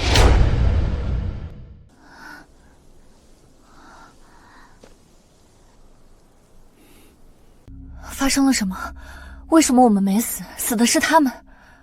是燕大侠从天而降，一口气杀死了他们。原来他一直在暗中保护咱们。他人呢？燕大侠干掉这些人后就离开了，也没留下什么话。我喊他，他也没理我，想必是他做了愧对我的事，不敢和我见面。其实何必呢？我已经不怪他了。我到底是真高手还是假高手？如果是真高手，为何今天会如此狼狈？如果是假高手，上次一剑杀群敌又是怎么回事？郡主，这事儿我知道。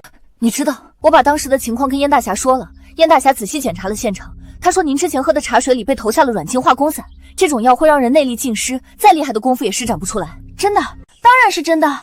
燕大侠说了，正因为他们自知不是您的对手，才使出了这种诡异伎俩。既然是这样，他们杀掉我便是。为什么要嘲笑我是草包，是假高手？他们只是想极尽所能的羞辱您，您又何必把这些话当真？说的也是。那燕峰有没有告诉你，这软精化功散药光能维持多久？3个时辰。您昏迷了这么久，药效应该已经过了。这么说，是真是假，一试便知。如果我能用剑气斩断那棵树，那就是真的；如果不能，那就是假的。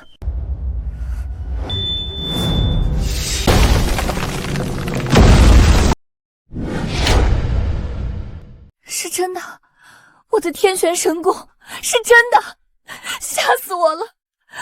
我若真成了萧逸那种自以为是的假高手，还活个什么劲儿？功劳归别人，委屈归自己，可怜的骏马，太不容易了。等等我，等等我！你怎么来了？我还想问你呢，怎么招呼都不打就走了？你眼里还有我这个骏马吗？我这也是为你好。知道我们刚刚经历过什么吗？如果你在场，估计胆子都会吓破的。你信不信？如果我在场，一定会进驻强敌，不让你受任何伤害。又来了，你就不能消停消停吗？危险时从来看不到你，安全时永远在大放厥词。你知道你有多讨厌吗？郡主，不管怎么说，骏马愿意放下京城的优弱日子，一路追着您去边关受苦，这份心意总归是好的，您就别再责备他了。走吧。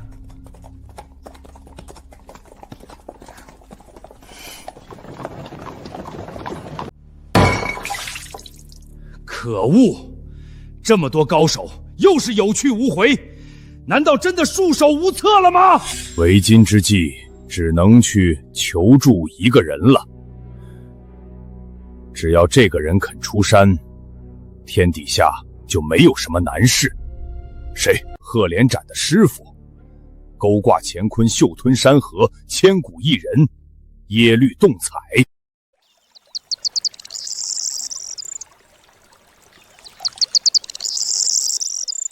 还请前辈出山助我，什么条件您尽管提。我前半生杀戮太多，早就发下毒誓，终生不再使用武功，即使出山又有何用？前辈也是王族之后，难道能坐视我北狄败于大夏，成为异族的奴隶？哼，我从未坐视不管，只是暗中布局，不足为外人道罢了。请前辈明言。我曾以5级殿主的名义传给凌霜郡主一本天旋神功，只要他一直练下去，定会走火入魔，失去神智，成为我的傀儡。可是据本王所知，他非但没事，反倒练成了天旋神功，诛杀了我派出的2路高手。世间本无天旋神功，他又怎么可能练成？如果我猜得不错，是那个叫萧逸的高手在暗中助。又是这小子在作怪。虽然朝廷对外宣称5国高手是败于暗算，但这种事又岂能瞒得过我？他能一招击败我徒儿赫连斩，武功深不可测，恐怕不比我差多少。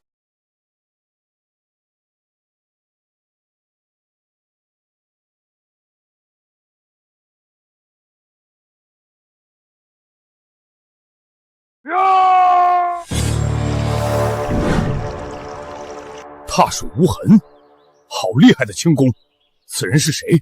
他是我的关门弟子大夏北王世子凌霜郡主同父异母之兄凌震。凌震当年纨绔成性，让北王颇为失望。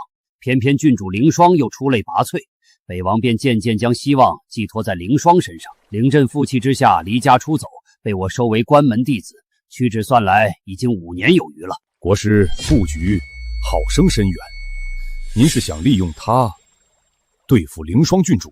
没错，经过我5年调教，他武功谋略都已非凡，对凌霜又恨之入骨，现在也该他发挥作用了。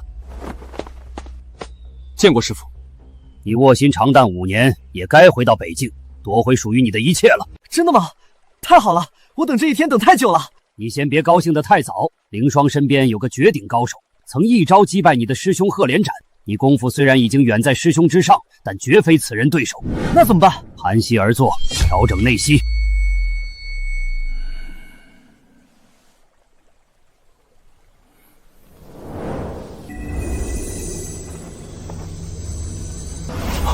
师父，你干嘛？我将一甲子的内力尽数传你，普天下将再无人是你对手。可师父你……我寿元将近，这是最好的归宿。我要你发下毒誓，从今往后效忠北狄，助狼主一统天下。弟子对天盟誓，自今日起，心强北狄，效命狼主，愿为前驱，踏破北境，灭掉大夏。若有二心，必教我身首异处，魂魄永坠炼狱。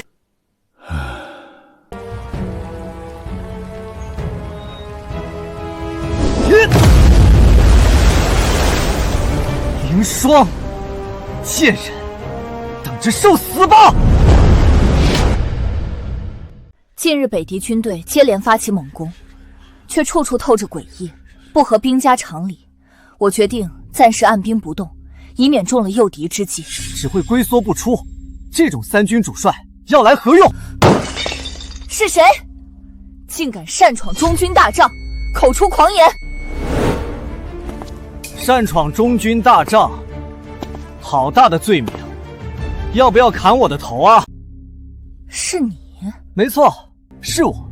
没想到吧，我还活得好好的，你是不是很失望？你这话什么意思？什么意思？你比谁都清楚。父父子承，天经地义。如果不是我失踪，你一介女流，凭什么坐上北境帅位？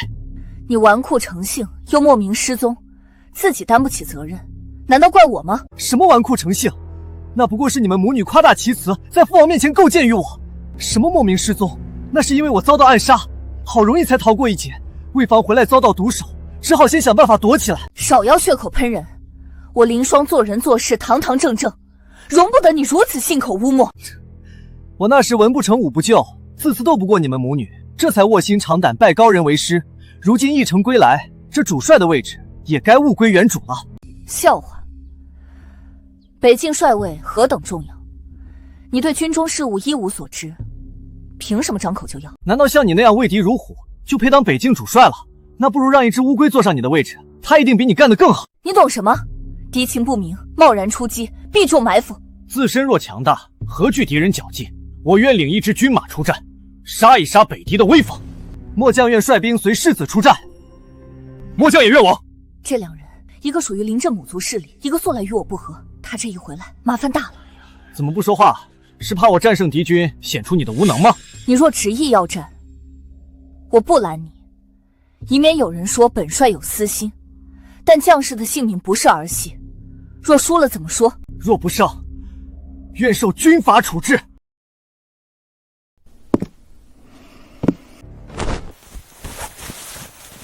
启禀大帅，世子前线大捷，北狄溃不成军，我军乘胜追击，敌寇望风而逃，现已收复3座失地。世子要我禀报元帅。说。世子说，让您替他保管好帅位，他不日来取。大帅饶命！世子有命，小的不敢不从啊！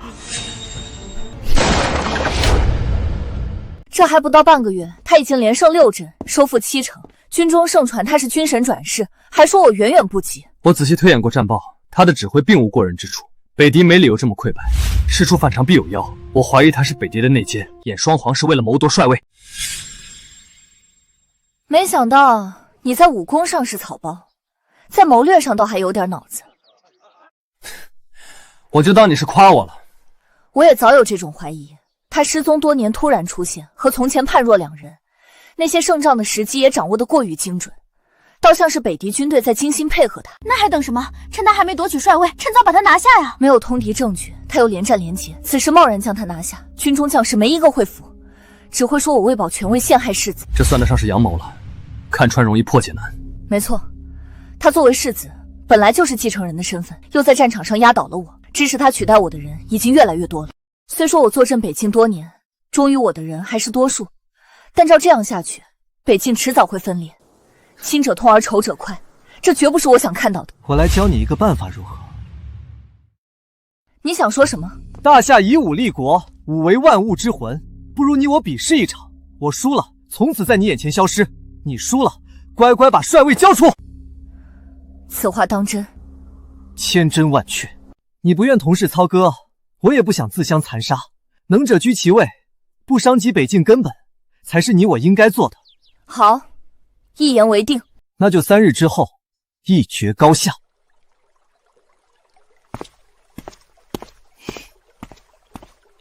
5年前他远非我对手，如今自信满满，显然武功已非昔日可比。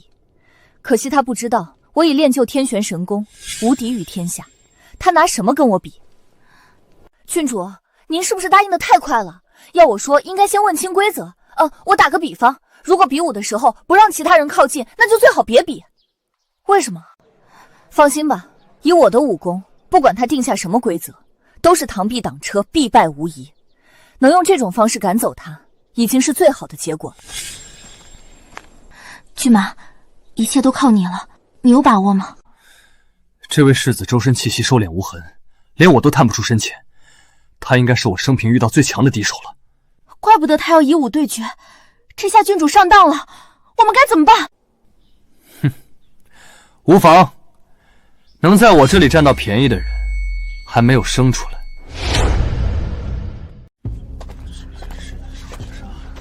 骏马，这么远的距离，您能发上力吗？没问题，不过你最好找一帮心腹和我站在一起，以助威之名做动作掩护我，以免对方看出端倪。好，我这就去。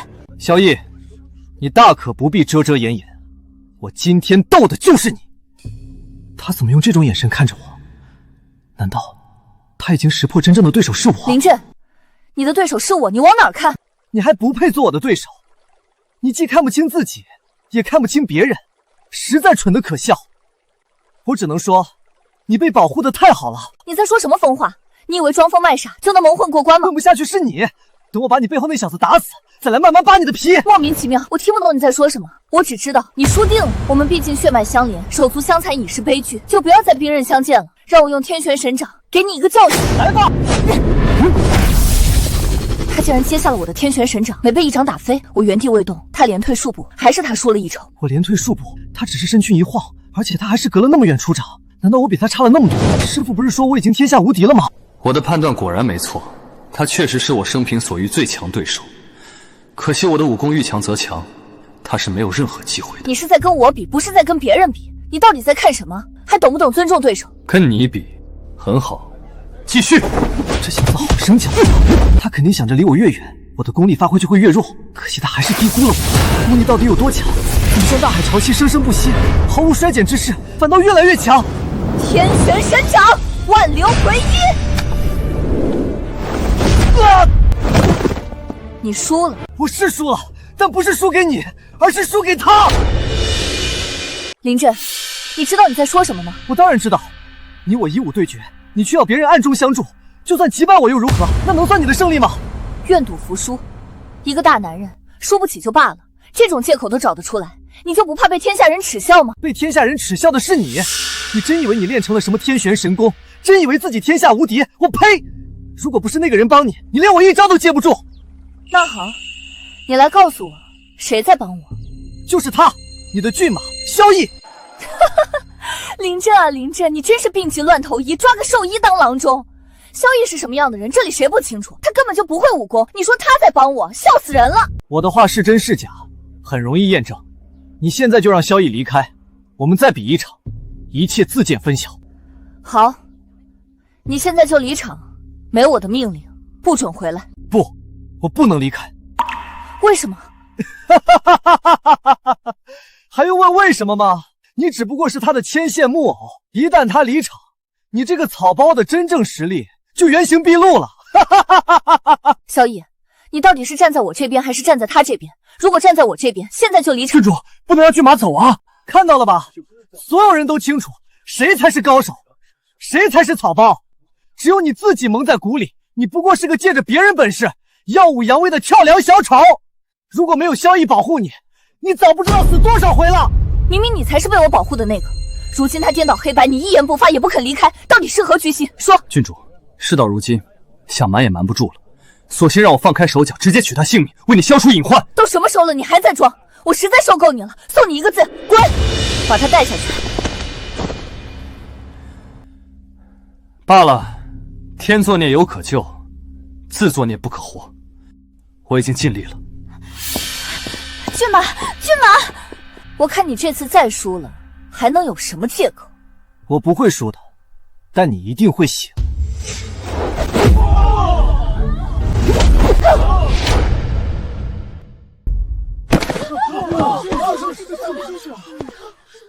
现在清醒了吧？这才是你的真实实力。不可能，我不信，这不是真的。这就是真的，而且我还告诉你，我根本就没用全力，因为你不配。我的天旋神功呢？怎么会失灵？难道和上次一样？什么狗屁天旋神功？这世上根本没有这种武功，从始至终都是萧逸在背后帮你。你眼中的草包才是真正的高手，你这个自命的高手才是不折不扣的草包。从这一刻起，你的帅位就归我所有了。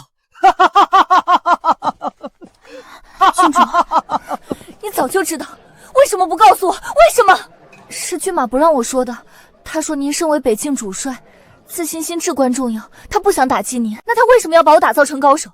难道他不知道假的真不了，这种事迟早会暴露？难道他没想过从高处坠落才是最惨的？郡主，您仔细回忆一下，我们当时在山谷中遇到那些高手，眼看要遭受侮辱丢掉性命时，郡父出手杀掉那些人，是您误以为自己神功大成的。在那种情况下，骏马也只能顺势而为。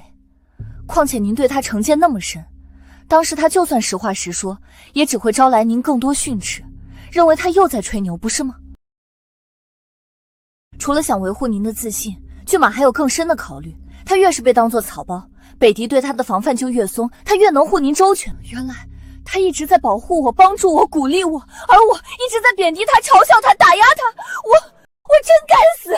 骏马确实挺不容易的，一个他那样的绝世高手，必然有着与之相称的骄傲。我很难想象他被世人当草包嘲骂，还要遭受枕边人的冷眼，是怎么撑下来的。你别说了，我现在就去向他负荆请罪，但愿一切还来得及。萧逸，你在哪儿？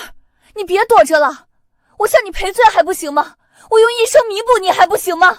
你快出来呀！郡主，这儿有张纸条。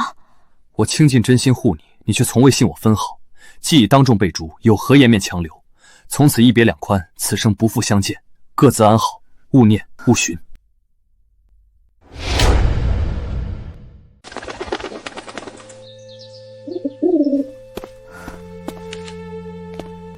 怎样？信上说什么？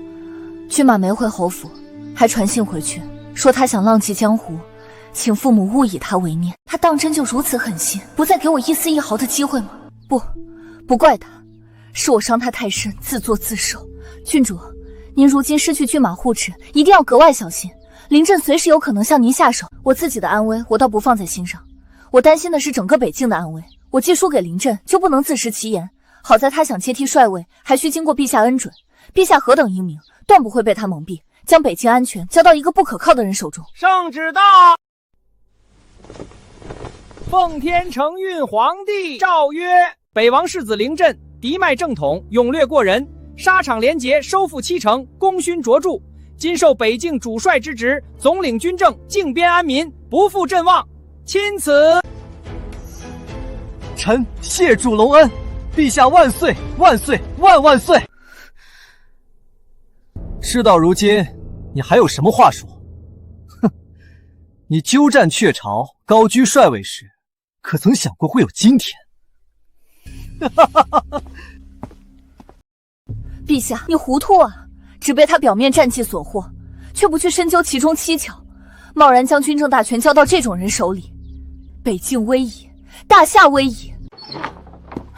郡主，林参军暴毙于家中，死因不明。这已经是第6个了。但凡忠于我的部下，不是神秘失踪，就是莫名暴毙，然后换上他的人马，这手段也过于毒辣了。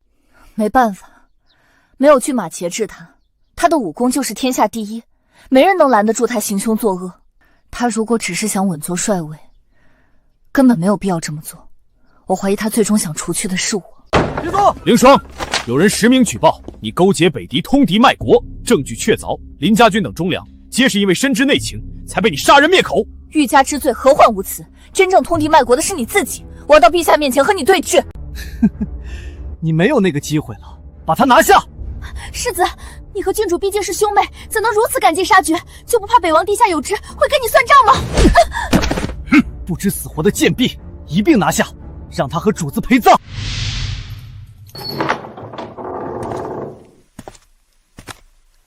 你窃居帅位多年，如今沦为阶下囚，从云端拽到了烂泥里，这滋味如何？我现在要杀你，比踩死一只蚂蚁都容易。知道我为什么要留着你这条命吗？因为我要你亲眼看着我北狄铁骑踏平大夏，看着你的将士跪地求饶，看着大夏百姓沦为奴隶，世世代代不得翻身。你果然是内奸，是又如何？你身上流着大夏的血，就算和我有些私怨，可怎能为此背叛国族，做异族人的走狗？住口！什么大夏血脉，在我眼里一文不值。就因为我是庶出，当年父王偏心你，北京军民轻视我，这大夏待我何曾有半分温情？是你自己不成器，怪得了谁？那我现在成器了，且看我如何灭了看不起我的所有人。我正在调集北境全部兵马，和北狄展开生死决战。你猜谁会死？你想干什么？明夜子时，我就会带领北境军马钻进北狄设下的口袋阵，等他们全军覆没，北境门户大开，北狄铁骑便可长驱直入，踏平大夏河山。你做梦！别忘了还有一个人，他一定会阻止你。萧逸，他不来找我，我也会去找他。只有亲手杀了他，才能洗雪那日的耻辱。听说你在找我，我这不就来了？你刚才在牢房外偷听，我无处不在，你不知道罢了。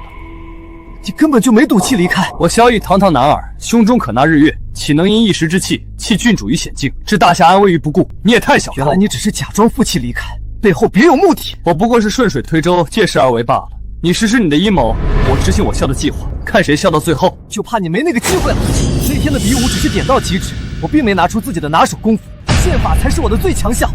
你准备受死吧！功夫至深，我从来就不用武器。当初我就是用这根手指屈气为剑，进斩来敌，让郡主错信他练成了天旋神功，我就用这指剑和你较量一番。指剑？天底下哪会有这种功夫？现在信了吧？赢了我又如何？即便杀了我，也改变不了大夏沦亡的命运。北境将领都已换成了效忠我的人，明夜子时就会发起进攻，自取灭亡。除非我自己下令，否则谁也拦不住。可你觉得我会下令吗？那我呢？你看行不行？易容术，天底下竟然有这样的易容术！我乃五级神殿殿主，天下秘学无有不通，区区易容术又算得了什么？你是五级神殿殿主，怪不得这么厉害。遇上你算我倒霉。岂止是你倒霉，整个北狄都要倒大霉了。我潜入北狄军营，查清你们的阴谋后，决定将计就计，于是赴京去见陛下，和他制定了这条计策。原来大夏皇帝早已知晓一切，对我的任命也是故意为之。可笑我还沾沾自喜，以为把你们玩弄于股掌之上。我还要感谢你，如果没有你，北狄军队又怎会自投罗网，给我大夏一战定乾坤的机会？明夜子时，我会以你的身份主导这场战役，进歼北狄主力。不知你杀了我吧！你是北王之子，郡主之兄，自有大夏律法定你的罪。不过你的武功，我要先行废除，免得你再兴风作浪。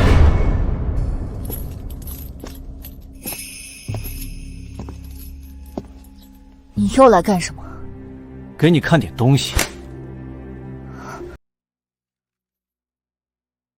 萧逸的扇子，他人在哪？你说呢？他的扇子都落到我手里了，何必再多此一问？这不正合你意吗？你杀了他！这桩婚姻本就是皇帝强赐，而你百般推拒，婚后更是对他厌恶无比，恨不得他从你眼前永远消失。现在我帮你得偿所愿了，你还有什么不满意的？别说了，只怪我眼盲心瞎，把英雄当草包，把真心当草芥，对倾尽全力护我的人连一句好话都没有。若有来生，我哪怕做他身边一个小兵，也好过做这个乡愁不分的郡主。大夏将亡，萧逸已死，我既护不住国家，也留不住护我的人，活着还有何用？不如随他而去，也好在黄泉路上不一句迟来的道歉。郡主，你看我是谁？萧逸，你没死，太好了！你从来扇子不离身，我看到那把扇子，还真以为你……区一个临阵，想取我性命，他还不配。你为什么易容成他的模样了？扮得好像，我完全没认出来。因为我要将计就计，以临阵的身份引北狄主力入瓮，毕其功于一役，永绝北境之患。那一夜，北狄主力尽失，从此无力南犯。世人皆道是天佑大夏，却不知所谓的天佑，不过是有人用10年隐忍换一朝惊世，用半生伪装守万世提平。